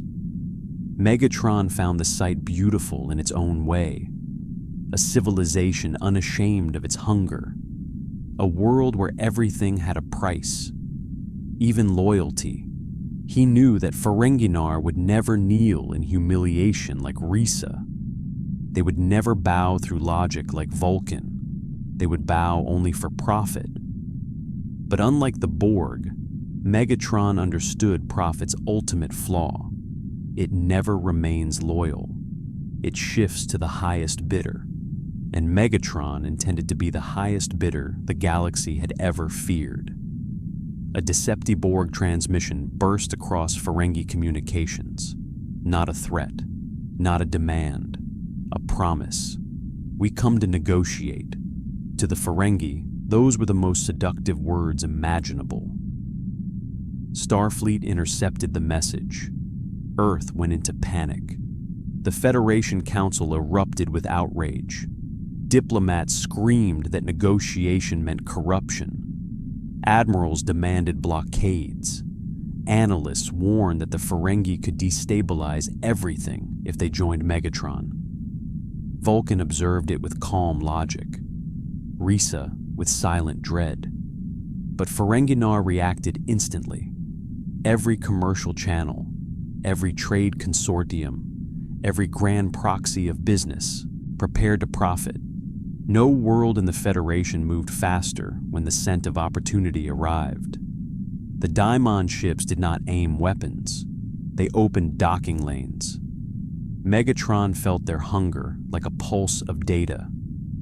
The Borg Queen observed it coldly. These beings are driven by acquisition. They lack discipline, Megatron corrected her. No, they have discipline of a different kind. They worship profit the way the Klingons worship honor, the way Vulcans worship logic. Profit is their god, their law, their culture, and that culture can serve us better than force. If they trade loyalty, they betray others for profit. They will fracture the Federation from within. The Queen processed this. It was efficient. Megatron sent the Decepti-Borg fleet into high orbit. He did not demand an audience. He waited. Within minutes, dozens of Ferengi ships hailed him. Hundreds. They flooded communication lines with greetings dripping in greed. Esteemed shipmasters, let us humbly welcome your economical arrival. This is an opportunity for mutually profitable arrangements. We request negotiation terms. We request details. We request profit-sharing agreements. Megatron did not speak yet. He held silence. He waited for offers, and the offers came. One Ferengi proposed exclusive trade routes. Another promised information leaks. A third offered military contracts. Fourth proposed privatizing Starfleet shipyards under Decepti-Borg partnership. All were desperate to secure advantage. To their shock, Megatron responded with something unheard of. I require no payment. The Ferengi transmissions froze mid-sentence. No payment? It was nonsense. It shattered their expectations. A gift without a price was not a gift. It was a trap. A deal with no cost was a deal they couldn't trust. They panicked with greed and suspicion. The Grand Nagus himself was forced to speak. This is unprecedented. In Ferengi culture, everything has value. Nothing is free. If you require no payment, What do you gain? Megatron responded with a single word: obedience. Confusion erupted. Obedience? That was intangible. It could not be traded, could not be counted, could not be spent. But Megatron did not let the silence form too long. I offer Ferenginar exclusive access to Vulcan and Risa productivity. Your banks will control their research contracts. Your companies will control their exports. Your merchants will broker their work and profit from their servitude. Under my rule, you will become wealthier than the Federation ever allowed. The Ferengi didn't need details. They didn't need morality. They understood one thing perfectly: opportunity. The Grand Nagus asked one final question. And what do you demand in exchange for this obedience? Megatron's answer was poison wrapped in gold, support, influence, votes against Federation unity, economic dethronement of Earth as the center of Federation diplomacy, sabotage through contracts. The room full of Ferengi advisors hissed with excitement. They realized the brilliance. They wouldn't destroy the Federation. They would profit from its collapse. They would not betray with weapons. They would betray with commerce. The Nagus nodded. "We accept your terms," Megatron replied. "Then our accord is complete. No signatures, no declarations. In Ferengi culture, the exchange itself was contract. Megatron offered profit. Ferenginar offered treason. The deal was sealed." Megatron spoke through the hive, satisfied. "Now watch. They will betray not out of fear, not out of logic, not out of humiliation. They will betray for self-benefit, and nothing corrupts unity faster than greed." The Borg Queen processed the outcome. The Federation will fracture economically. Starfleet will be divided by internal interests. Earth will lose influence. Megatron added one more truth, and worlds that choose profit will never return to ideals. Once they sell integrity, they never buy it back. The Deceptiborg ships remained in orbit. They did not conquer Ferenginar. They permitted Ferenginar to conquer itself. News spread quickly across the galaxy. Vulcan's surrender had shocked. Risa's humiliation had disgusted. Ferenginar's agreement horrified. If the Federation could be corrupted from within, what did unity even mean? On Earth, riots broke out in financial districts. Colonies panicked about future trade. Starfleet officers began questioning loyalty. Economists warned collapse. Diplomats blamed each other. None of this required a single cannon, a single drone, a single invasion. Megatron addressed the hive, finalizing his philosophy. See what conquest truly is, not domination of metal or flesh, but domination of purpose, not by force, by will. The Borg Queen acknowledged the evolution of their doctrine. We no longer assimilate to make them like us. We rule to make them serve us. Megatron corrected her with cold precision. No, we rule because they choose to serve. Let them believe it was their decision. A slave who thinks themselves free is the perfect servant. The galaxy was unraveling, not from destruction, but corruption, not by assimilation, but seduction. Megatron looked outward toward the stars, and even the quiet of space seemed to wait for his next command. Ferenginar celebrated the new agreement like it was a religious event. Rain pounded their neon cities while merchants and diplomats danced beneath profit banners. News media broadcast the alliance not as treason, but as triumph. They named it the most lucrative opportunity in galactic history. They declared that the Federation had held Ferenginar back for decades, and Megatron had liberated their true potential. It was the first time a world celebrated its own betrayal. Megatron felt the ripple through the hive. Not emotional, but mathematical. The Federation now faced not just war, but loss of economic stability. Trade routes began to shift. Ferengi banks surged in power, instantly leveraging their new alliances with Vulcan and Risa. Federation worlds that valued profit over ideals began bending toward them, not through fear, but necessity. Naive planets demanded trade deals. Frightened colonies negotiated exclusive contracts. Entire sectors began choosing commerce over unity. The Federation's ideals, once the glue holding worlds together, were dissolving into private interests. Worlds that had admired Earth's leadership now asked whether Earth could even maintain it. Megatron whispered to the Queen as he watched this unfold. "Do you see how easily unity breaks when it is not guided by power?" The Queen responded with calculated certainty. "Ideals are inefficient compared to control," Megatron corrected her, voice dark with layered truth. "Ideals are efficient when they serve the powerful. They become weakness when they challenge a ruler. We must not eliminate ideals. We must turn them into loyalty." While the Borg Queen contemplated this, Federation command descended into chaos. Emergency meetings turned into accusations. Members of the Council questioned whether Earth had failed as a leader. Some worlds threatened economic autonomy. Others argued that Ferenginar should be barred from Federation influence entirely.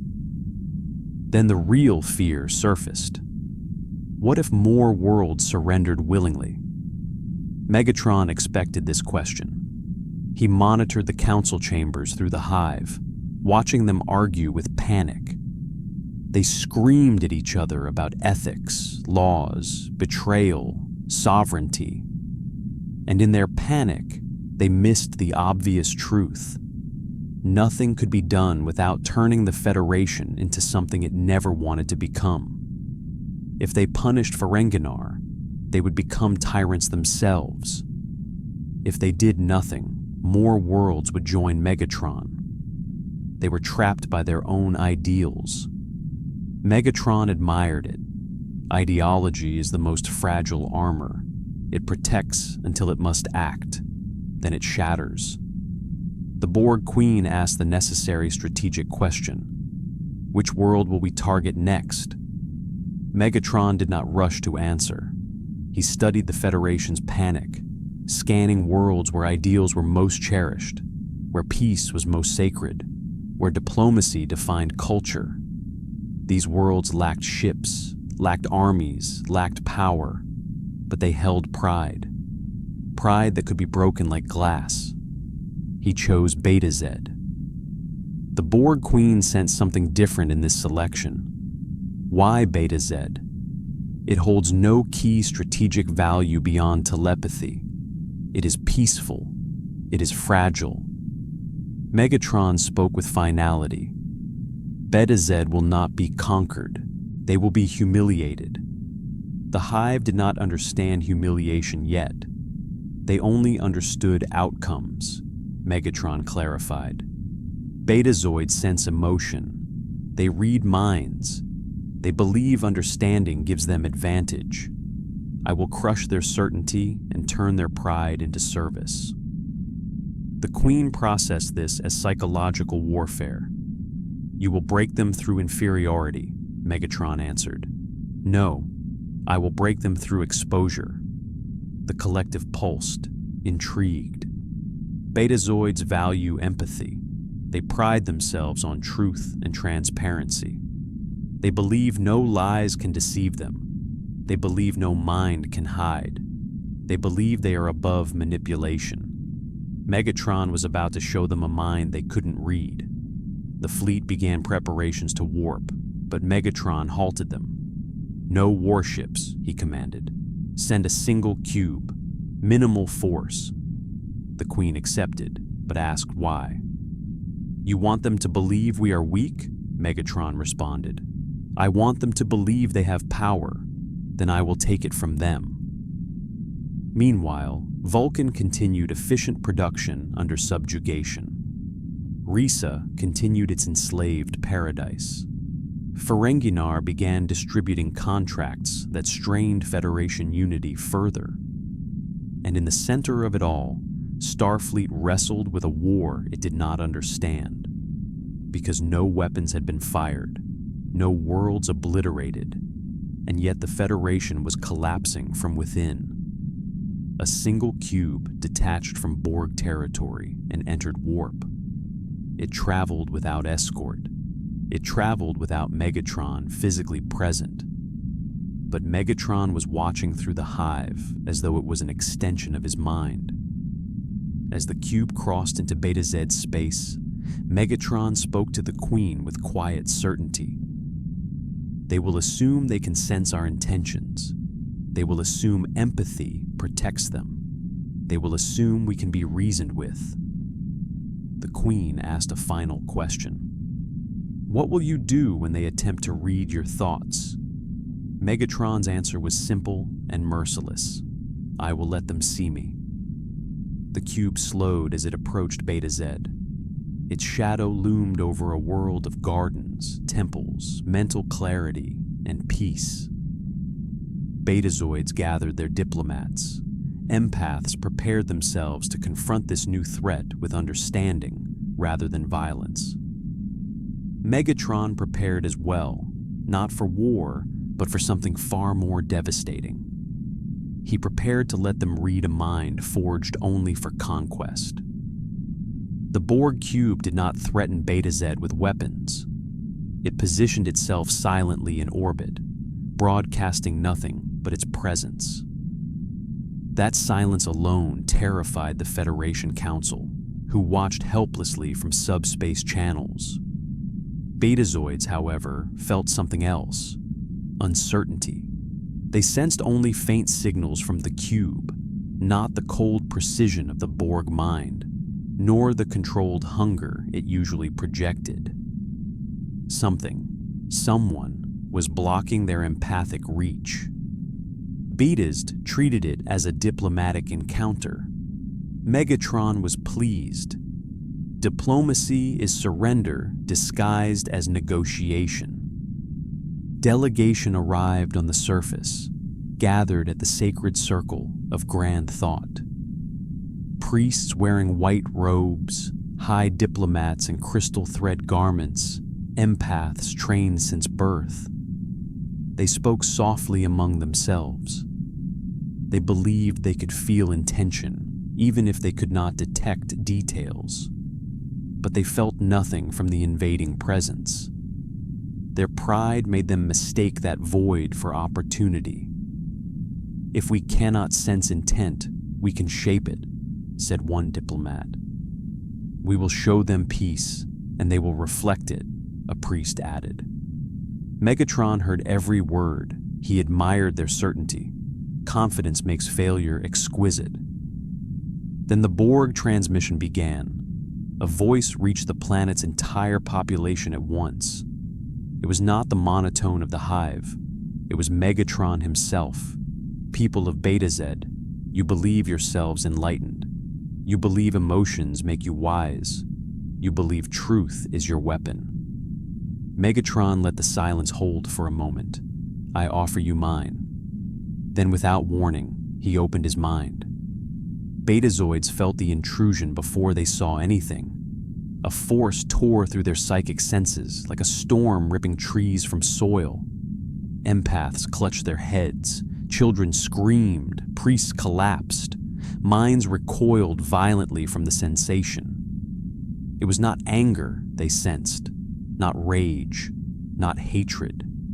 They expected hostility, but hostility was not what broke them. What shattered them was the absence of conflict. Megatron's mind was pure purpose, cold, focused, infinite certainty. A mind that contained no doubt, no insecurity, no hesitation, no guilt. A consciousness where every belief flowed directly into action, where morality was not a question, but an obstacle to destroy. Where vision was not debated, but enforced with absolute will. Humans had felt fear of the Borg because they lacked individuality. Betazoids felt terror of Megatron because he contained too much. 1,000 voices cried out across Beta Z. He never threatened. He never promised pain. He simply let them see a mind where empathy was a tool, never a truth. A mind where hope was bait, love was leverage, and peace was the prize given only to the obedient. The Borg Queen observed this psychic collapse through the hive, astonished. She asked him through the link. "What are they experiencing?" Megatron answered. "They are witnessing the one thing they never prepared for, a soul beyond persuasion. Empaths could handle lies. They could handle conflict. They could handle even the Borg's cold hunger. But Megatron was untouchable through empathy. Logical minds could challenge him through reason, warriors through battle. But Betazoids could not influence a will that saw emotion as a weapon to be wielded, not honored. Their spiritual center cracked. Beta Z's high matriarch, the most powerful empath alive, forced herself to stand. She reached out mentally, attempting not to control Megatron, but to understand him. She believed comprehension was her world's best defense. She believed no mind was unreachable. Megatron allowed her deeper. She saw his origin, his rise, his betrayal by those who feared him, his endless hunger for a world shaped by strength. She saw Cybertron under tyranny, under chaos, under betrayal, and she saw Megatron looking upon that chaos not with remorse, but with fulfillment. He did not lament suffering. He did not grieve loss. He measured victory by obedience, not harmony. The matriarch screamed, not from pain, from enlightenment. Megatron's voice resonated through her mind. "Tell your people what perfection looks like," she gasped out to the crowd, voice trembling. "The Federation cannot stop him." Megatron finished the sentence through her mouth, using her voice to broadcast. "And those who resist will suffer for nothing." He withdrew his mind. The psychic storm ceased instantly. Betazed lay in silence. No shot was fired. No building was touched. No drone landed on the surface. And yet Beta Z bowed, not to peace, not to force, but to inevitability. Megatron had won their obedience simply by showing them a truth they could not unsee. Resistance to them was no longer a brave choice. It was a pointless exercise. Pacifism shattered not by violence, but by futility. The Borg Queen processed this outcome, intrigued. "You have conquered a world without assimilation, without conversion, without invasion. You forced compliance through perception." Megatron did not revel. He did not boast. He observed the world, now conquered in spirit before body, and declared a new doctrine for the hive. Conquest is wasted when it leaves survivors who hope. Crush hope, and conquest becomes administration. The Queen asked the next logical question. "If Beta Z is subdued, what do we do with it?" Megatron answered. "Leave them free. Loyal servants are worth more than broken slaves." The cube departed. Beta's remained visually untouched, yet it had fallen completely. It would now supply information, propaganda, diplomatic leverage. It would remain a Federation world in name, and an extension of Megatron in truth. Starfleet's panic reached its peak. One ambassador said the words no one else dared. "We are facing a mind that does not require victory to conquer." Another replied with dread. "He turns our values against us. He makes restraint his weapon." Starfleet finally understood Megatron's strategy. He was fighting a war of definition. He would not destroy the Federation. He would change what it meant Megatron observed their panic from afar through the hive. He had no interest in their understanding. He only cared that they finally recognized the battlefield was not territory. It was belief. Starfleet convened a crisis summit unlike any in its history. Generals, admirals, ambassadors, Vulcan philosophers, Andorian tactical specialists, and even civilian ethicists were brought in. They looked not at star charts, but psychological reports. Beta Z had capitulated without a battle. Risa remained calm under occupation. Vulcan continued working efficiently despite servitude. Ferenginar celebrated betrayal like a festival. It was not war, it was transformation, and they were losing. Admiral Nechayev stood before the council, her voice sharp, her expression carved in tension. We keep preparing to fight a fleet, but that is not Megatron's objective. He is dismantling us without firing a shot. A Vulcan master of logic spoke. You suggest our enemy is philosophical? No, Nechayev answered. He's strategic.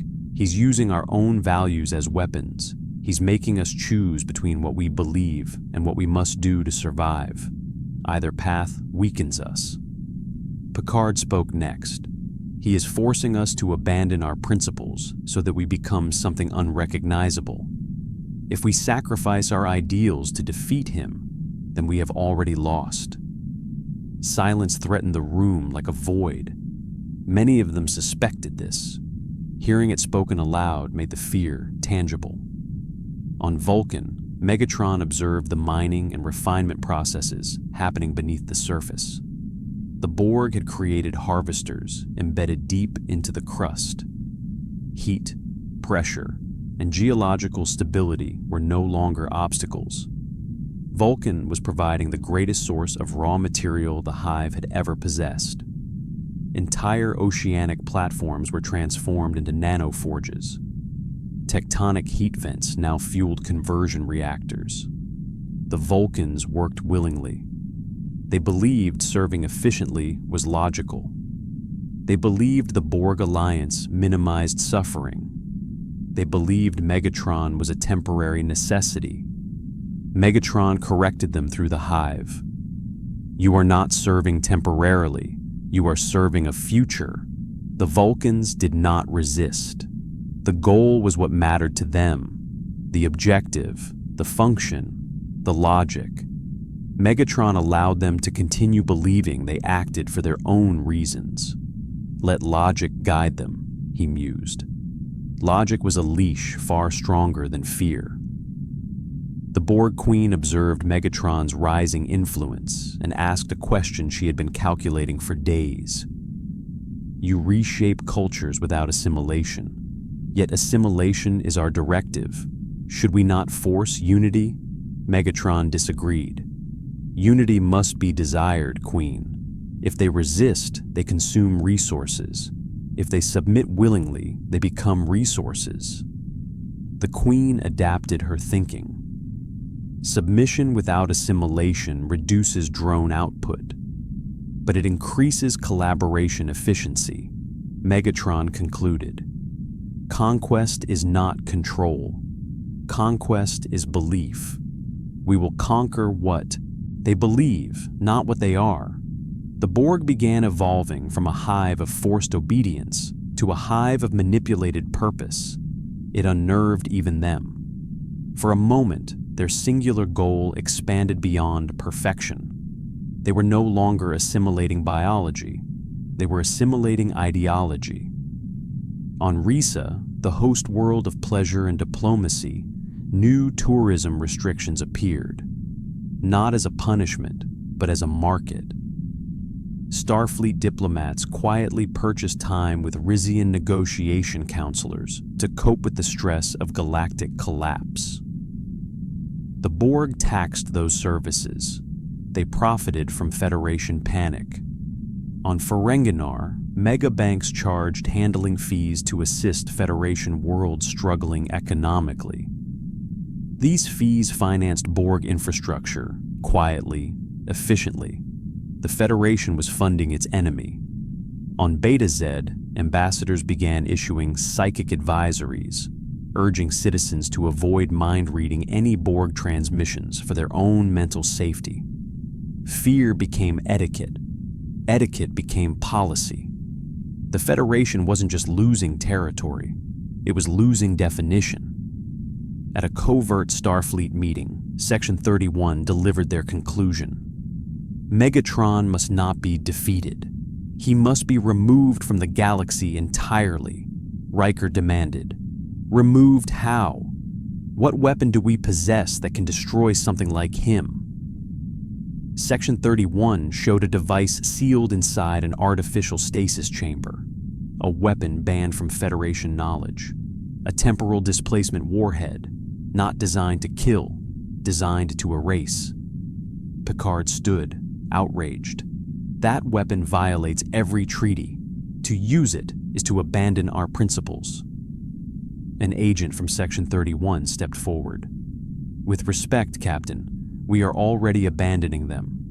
The question is whether we survive the process. Starfleet did not authorize the weapon, not officially, but Section 31 didn't need authorization. They only needed necessity. They decided to use it. Meanwhile, in Borg space, Megatron sensed something new in the hive. Not fear, not deception, calculation.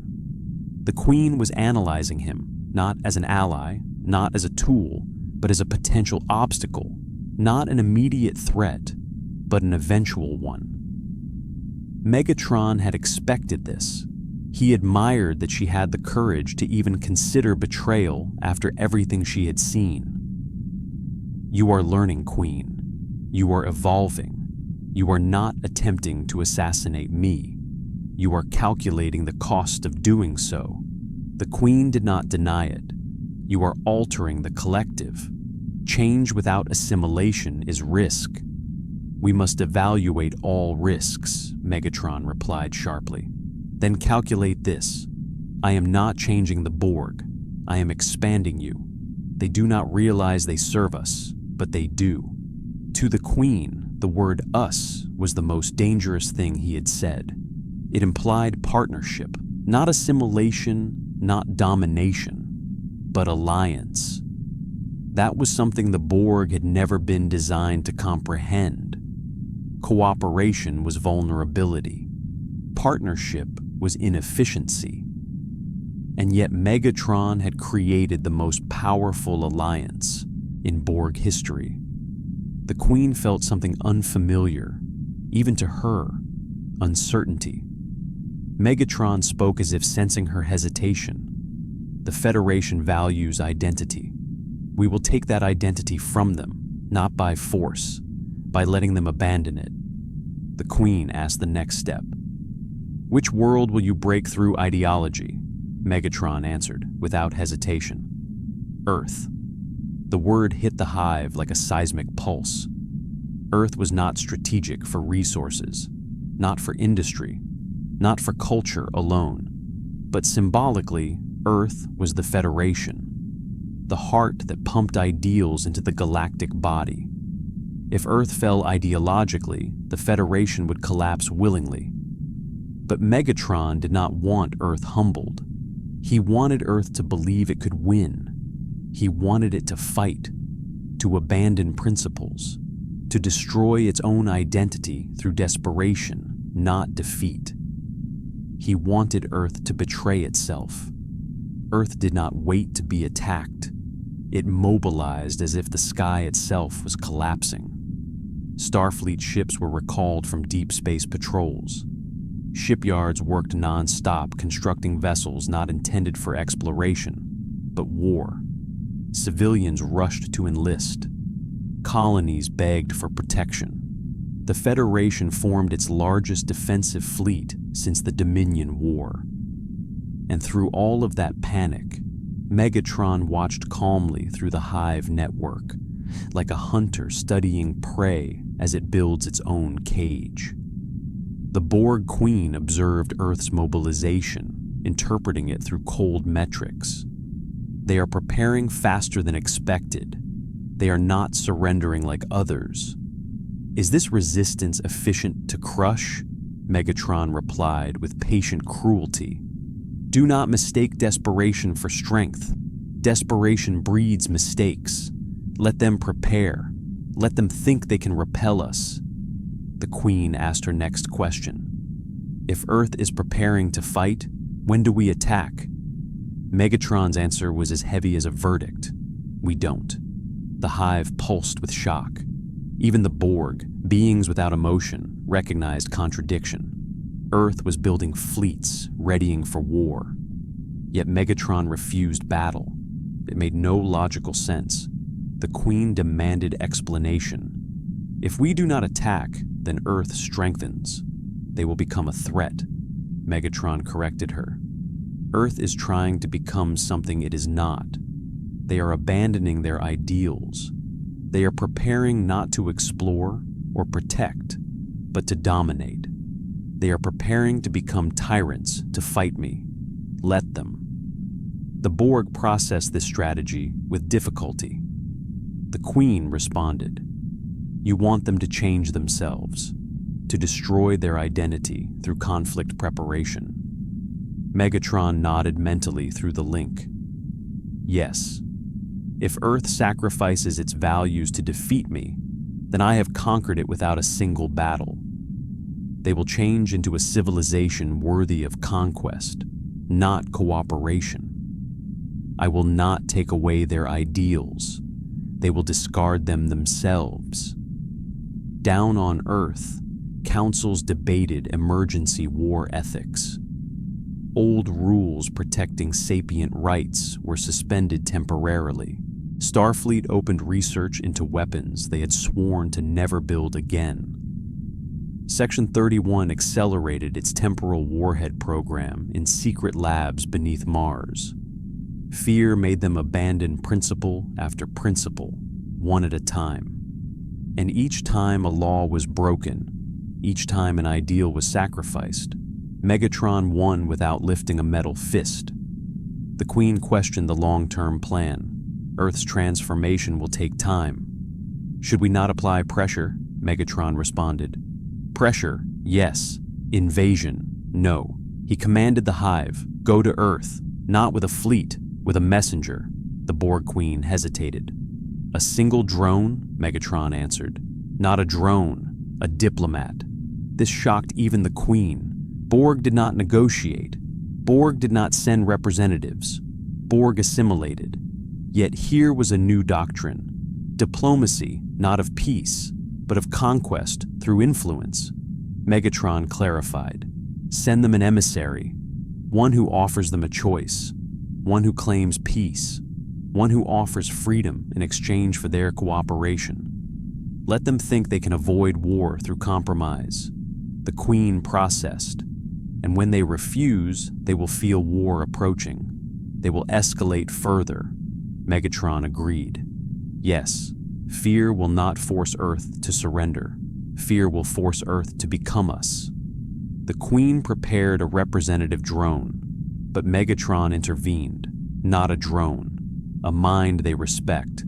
The hive searched its database of assimilated identities. They found it, an old familiar voice. A person Earth knew, a person Earth admired. Captain Jean-Luc Picard, not Loctus of Borg, not a puppet, an assimilated echo preserved in the hive's memory. The Borg Queen questioned the choice. "Picard represents defiance," Megatron corrected her. "No, he represents the warning they refused to hear. He opposed assimilation, yet was made Borg. Let that memory haunt them. Let him be the face of diplomacy. Reconstruct the echo. They will listen to him." The Borg reconstructed Picard's consciousness from the hive memory, not the man. A simulation, a ghost wearing his voice, a diplomat forged from trauma and logic. Earth received a transmission. Picard's face appeared on screens across the Federation. People screamed, admirals stood in disbelief, civilians cried. Picard's voice, smooth, commanding, calm, spoke. "Earth, I come not as a conqueror. I come to warn you. The Borg do not seek assimilation. They seek alliance. Resist and you will fall. Cooperate and you will survive. Nechayev slammed her fist on the console. This is a trick. Riker stood, frozen, hearing his captain's voice deliver a message that felt like a ghost begging him to obey. The Picard projection continued. Choose wisely. For the first time, the Borg offer peace. Do not force them to rescind it. Earth's councils collapsed into chaos. Some leaders demanded they listen. Others screamed it was manipulation. The Federation's Ethics Council begged to consider negotiation to save lives. Admirals declared unconditional refusal. Megatron watched every second. They weren't arguing about surrender. They were arguing about identity, and every second spent doubting themselves was another step into his control. The Borg Queen monitored both sides fracturing and asked, "When Earth destroys itself through division, what remains?" Megatron responded with finality. "A world ready to kneel," the Queen asked one more time. "And then will you conquer them?" Megatron's answer was the most devastating philosophy he had spoken yet. When they abandon their ideals, conquest is not necessary. They will welcome rule. Earth was not being invaded. Earth was being rewritten. Earth tore itself apart in meetings, speeches, and emergency votes. Civilian governments argued with Starfleet. Starfleet argued with itself. The Federation Council fractured into factions, each certain it was saving the Federation, each accusing the others of betrayal. Yet Megatron never fired a single weapon at Earth. He didn't need to. All he needed was doubt. As the ghostly echo of Picard's voice faded from every screen, the Federation fell into a crisis more destructive than war. The Council voted on whether or not to even respond to the Borg's offer of peace. The vote failed, not because they refused it, but because they couldn't agree on how to refuse it.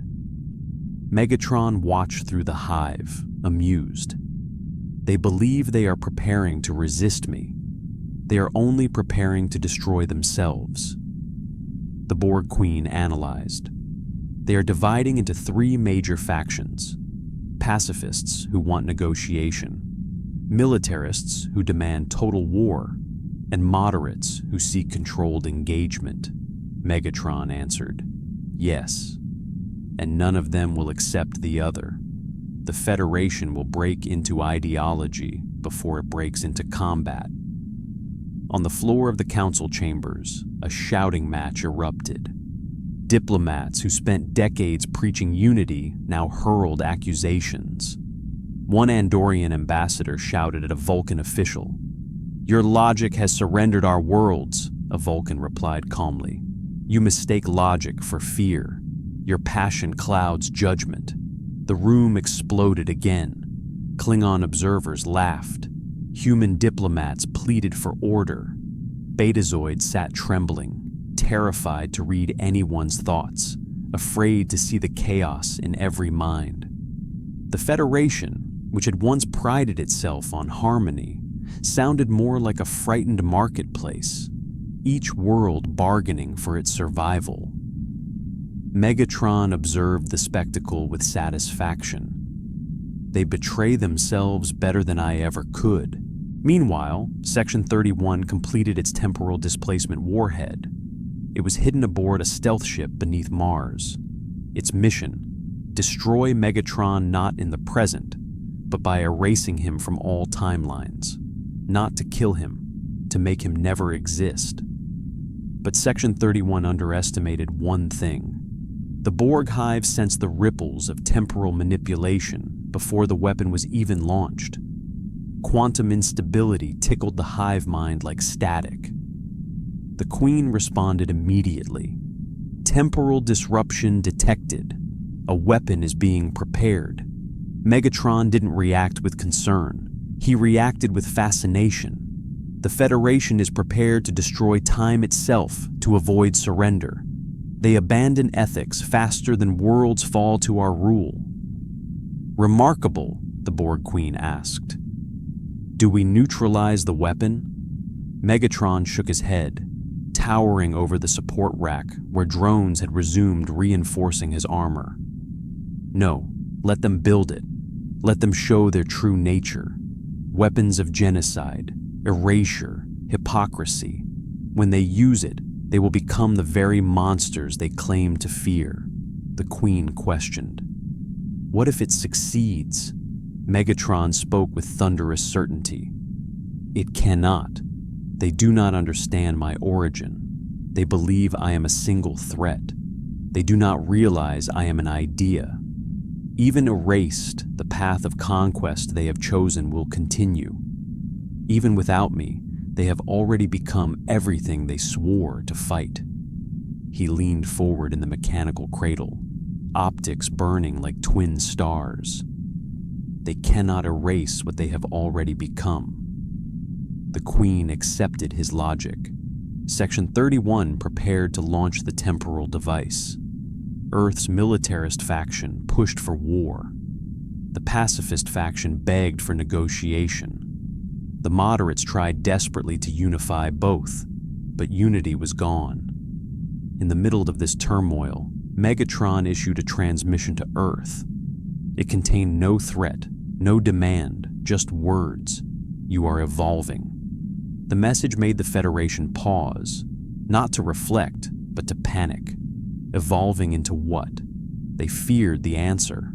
On Vulcan, the priests debated new ethical models under subjugation. On Risa, pleasure workers developed psychological methods to calm Starfleet officers suffering panic.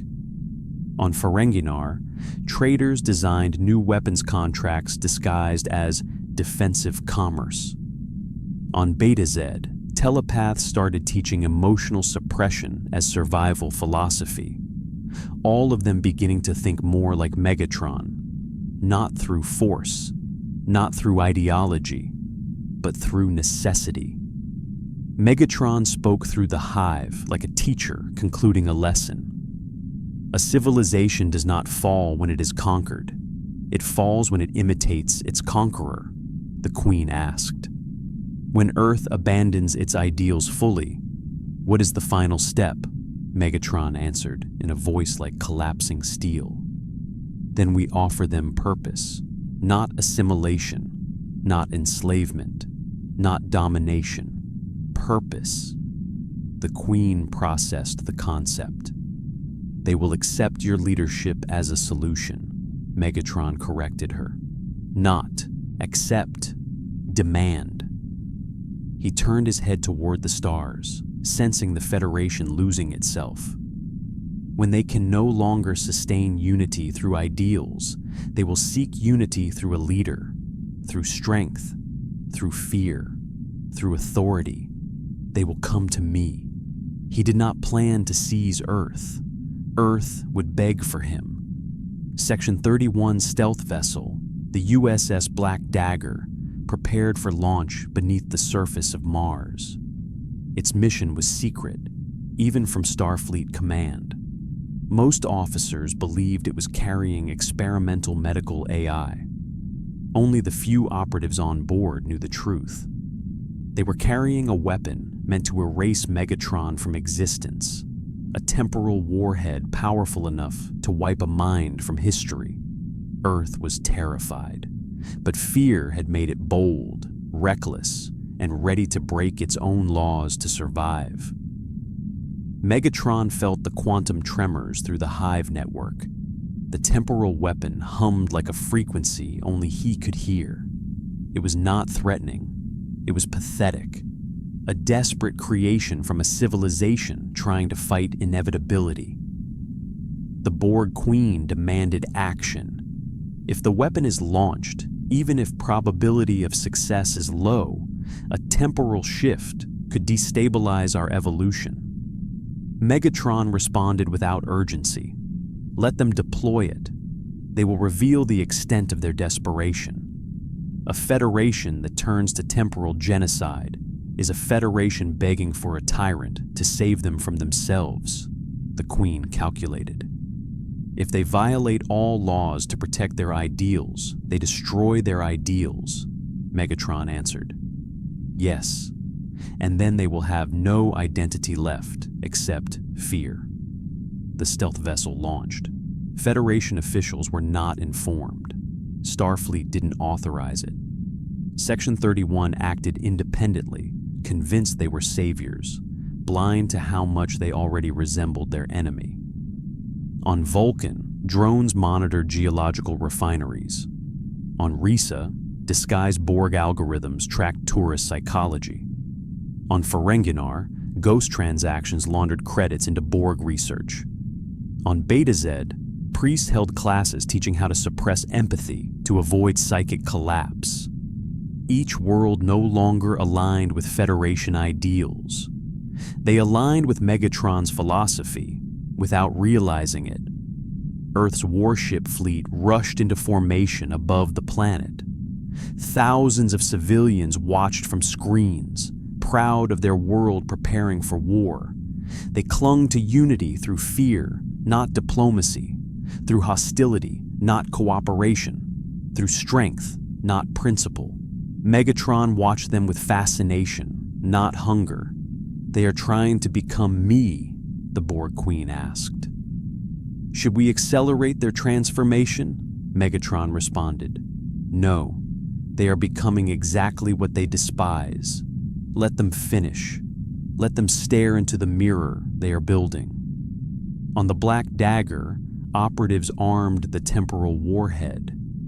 The lead officer, a man named Kincaid, prepared the trigger sequence. His voice was tight, shaking. If we don't erase him, we lose ourselves. Those words reached Megatron through the hive, echoing like irony carved in metal. They believed erasing him would save the Federation's identity. Yet they were already willing to kill existence itself to preserve morality. This was no longer morality. It was fanaticism. And fanaticism was the fastest way to turn freedom into tyranny. Megatron issued a single command through the hive. Do nothing. The Queen did not understand. If the weapon launches unchecked, the probability, Megatron cut her off. They cannot kill what they are becoming. If they succeed, they erase their own future. If they fail, they learn they are powerless. Either way, they lose. The Queen processed this. You intend to let them destroy themselves through consequence, Megatron answered coldly. Every action of desperation pushes them closer to me. The Black Dagger crossed warp threshold. It approached Borg space. Its temporal warhead glowed with quantum distortion. The vessel prepared to fire. The Federation had never used such a weapon. They had crossed every boundary of ethics, time law, and identity. Starfleet would not recognize itself if it witnessed what its own agents were willing to do, Operative Kincaid whispered. Forgive us. We do this to save the Federation. Megatron laughed through the hive, a sound not heard by humans, but felt across drones, cables, networks, and code.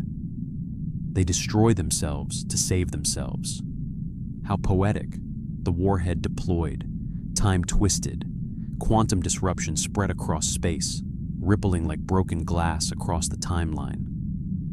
In the center of that distortion, Megatron stood unmoved. He had seen timelines. He had led armies across worlds of cybernetic eternity. The weapon was powerful, but it targeted a concept the Federation misunderstood. They believed Megatron was a singular entity, a being rooted in one timeline. But Megatron had never defined himself by time, place, or history. He existed through will, through ideology, through adaptation, through conquest not of land, but of meaning. He spoke into the distortion itself. You cannot erase what you are becoming. The warhead collapsed under the weight of its own impossibility. It could not erase a future that already existed in the form of ideology. The weapon imploded, crushing the stealth ship into an unmade state, not destroyed, unwritten. The Federation would never know Section 31 had tried to save them. The Black Dagger never existed, but the consequences remained. Earth had attempted temporal genocide to protect its ideals. Ideals now forever stained. Megatron sensed the silent guilt across the Federation. Even though they no longer remembered the mission, the intent lingered like psychic residue. Something was cracking deep within their cultural identity. It was irreversible. The Borg Queen recognized the shift. You have not simply defeated them, you have transformed them. Megatron's voice rumbled across the hive like a prophecy made of steel. They are no longer a federation. They are a frightened alliance desperately seeking order. They will not resist us. They will request us. He turned toward the stars where Earth remained paranoid, divided, trembling with fear. Now they understand that unity without strength is illusion, and soon they will beg for strength. A quiet dread settled over Earth. No one knew why, but something in the hearts of leaders, soldiers, and citizens felt stained, as if they had crossed a line without realizing it. A shadow on their conscience that should not exist, yet lingered. Starfleet continued building warships. Vulcan continued producing raw resources for the Borg. Risa continued calming traumatized officers. Ferenginar profited more than any civilization in history. Beta Z surrendered its pride and taught emotional suppression disguised as stability training. The Federation was evolving into something unrecognizable.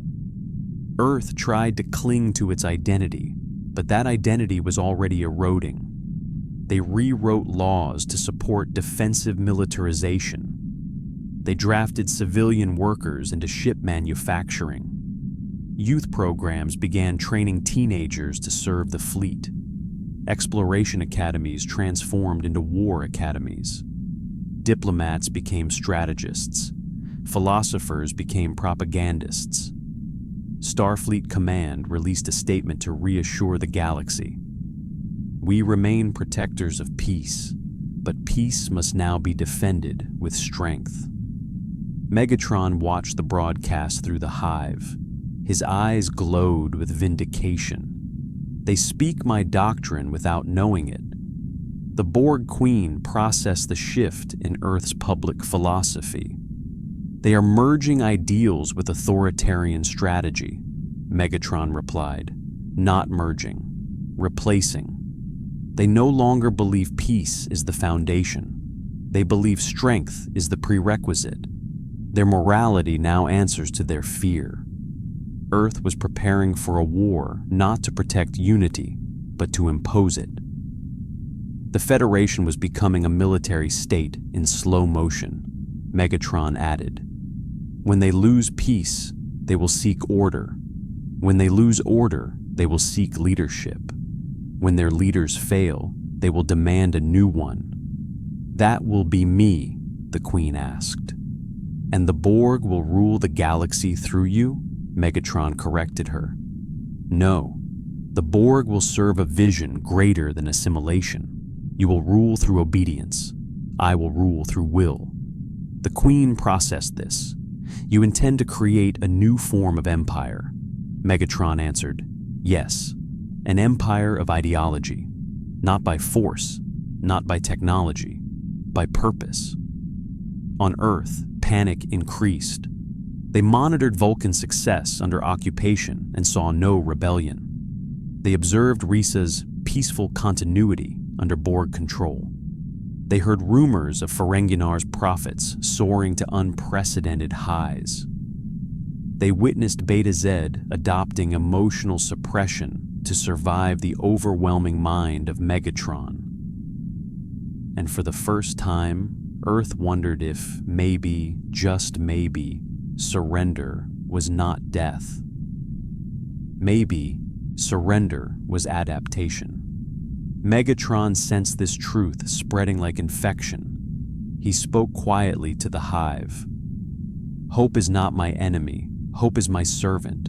Hope will convince them that surrender is freedom, the Borg Queen asked. When Earth asks for your protection, what do you demand?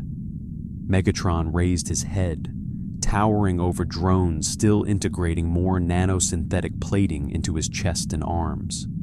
His voice resonated like a verdict carved into mountains. I demand their trust. The Queen was confused. Trust is irrelevant. Control is our directive.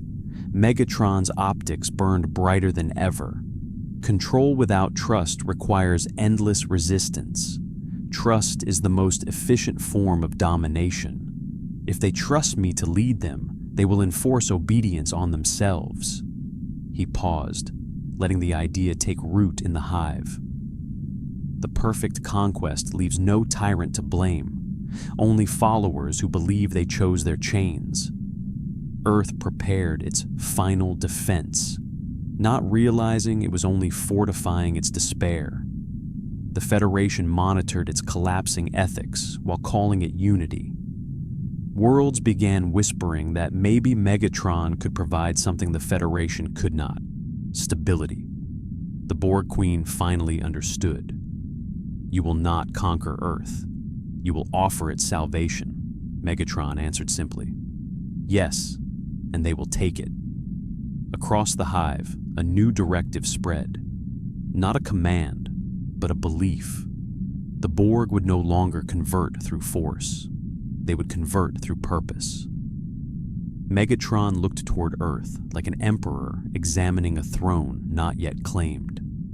The Federation believes they mobilize for war. They are mobilizing for surrender. He raised one metallic fist, tightening it as if crushing something delicate and invisible. When the time is right, I will give them what they beg for. Not conquest. A leader, not assimilation. Identity, not fear. Purpose. Earth did not fall. It waited. Not because it was strong, but because it no longer trusted itself to act. A civilization built on certainty now feared every decision it made. Time passed in tension. War fleets orbited like clenched fists, yet no enemy arrived to fight them. Armies trained for a battle that never began. Laws were rewritten for emergencies that never came. The Federation didn't defend itself. It prepared to justify whatever it would eventually do to survive. Megatron felt this shift like a change in gravity through the hive. The Federation was no longer protecting its ideals. It was protecting its fear, and fear was easier to rule than morality. The Borg Queen observed Earth's stagnation and asked, "When does the conquest begin?" Megatron replied, his voice low and absolute. "It already has. Conquest is not a moment. It is a change they cannot reverse." Earth's resources strained under endless militarization. Trade collapsed. Citizens lost comfort. Colonies saw chaos brewing and began to look toward other worlds for safety. Vulcan, prosperous under Borg supervision. Risa, stable under surrender. Ferenginar, thriving from betrayal. Betazed, tranquil under enforced humility. And so, quietly, word spread through the Federation. We do not need to fight him. We need to join him. Nothing destroyed unity faster than the idea that survival required abandoning it. Megatron sensed this realization. He spoke with cold admiration. They reorganize themselves, believing they prepare for war. They are simply building a better workforce, the Queen asked. What do we do to accelerate their decision? Megatron gave his final instruction. Nothing. Let them suffer from their own transformation. Let them resent their leaders. Let them condemn their own ideals as inefficient. Let their fear demand order. Earth broadcasts new emergency protocols, mandatory service, resource rationing, martial law in major cities. Protesters were arrested for threatening unity. Children in schools recited loyalty oaths to the Federation, not for peace, but for victory. The Federation no longer resembled itself, and still Megatron did not approach. He waited. He waited until Earth itself began to wonder aloud. If we must become tyrants to survive, why not choose a tyrant who can protect us? That thought spread in whispers, in private discussions, in council chambers, in military strategy briefings, even among civilians, spoken like a shameful truth. Megatron did not conquer worlds. He conquered the reasons they had to resist him. Starfleet Command met in secret. Admirals, diplomats, and politicians faced a truth they could not deny. The Federation was collapsing from the weight of its own ideals turned into burdens. The room was silent until an ambassador, weary beyond words, said what everyone was thinking. We cannot survive this war without leadership strong enough to end it. Nobody objected. Not one person defended the old ideals. Not one person declared that freedom demanded sacrifice. Silence was consent. Earth prepared a message, not of surrender, but of invitation, to negotiate, to meet, to find a solution. They contacted the Borg. They requested dialogue, not with drones, not with the Queen, with him. Megatron received the transmission across the galaxy. Earth requested his presence, not as an enemy, as a negotiator, as a potential savior of stability. The Borg Queen waited for his response. He spoke a single word. No. The hive trembled with confusion. The Queen questioned. You deny them? They ask for you. They need you, Megatron clarified. They do not kneel yet. They only search for a way to survive. I will not negotiate. I will be summoned. The Queen realized the strategy. They must beg, Megatron confirmed. They must request my rule. Extinction must feel preferable to resisting me. The Borg hive processed a new definition of conquest, not through force, not through terror, through inevitability. Earth panicked when he refused. Riots erupted. Military officers demanded explanation. Civilians collapsed in despair. The Federation Council split into violent debate. If he will not negotiate, then we have no choice. We must surrender. The word that once meant death now meant future. They drafted a second transmission. This time, no conditions, no demands, no negotiation, just 4 words. Earth requests your leadership. Megatron accepted.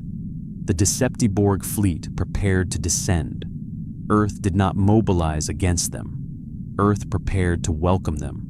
Starships moved aside, not to defend their planet, but to escort a conqueror they now believed was their last hope. Civilians lined the streets of major cities, not with weapons, but with fear searching for order. One final time, the Borg Queen asked the question she had been evolving toward since his arrival. When you rule them, what becomes of the Federation? Megatron answered, with a certainty colder than sub-zero steel. It becomes what it was meant to be, a civilization that survives not through ideals, but through purpose. A purpose, I decide. He raised one metallic foot from its support brace, finally stepping free, fully healed, body gleaming with Borg precision and Decepticon brutality. He stood colossal, unstoppable, a ruler born not of assimilation, but of belief twisted into obedience.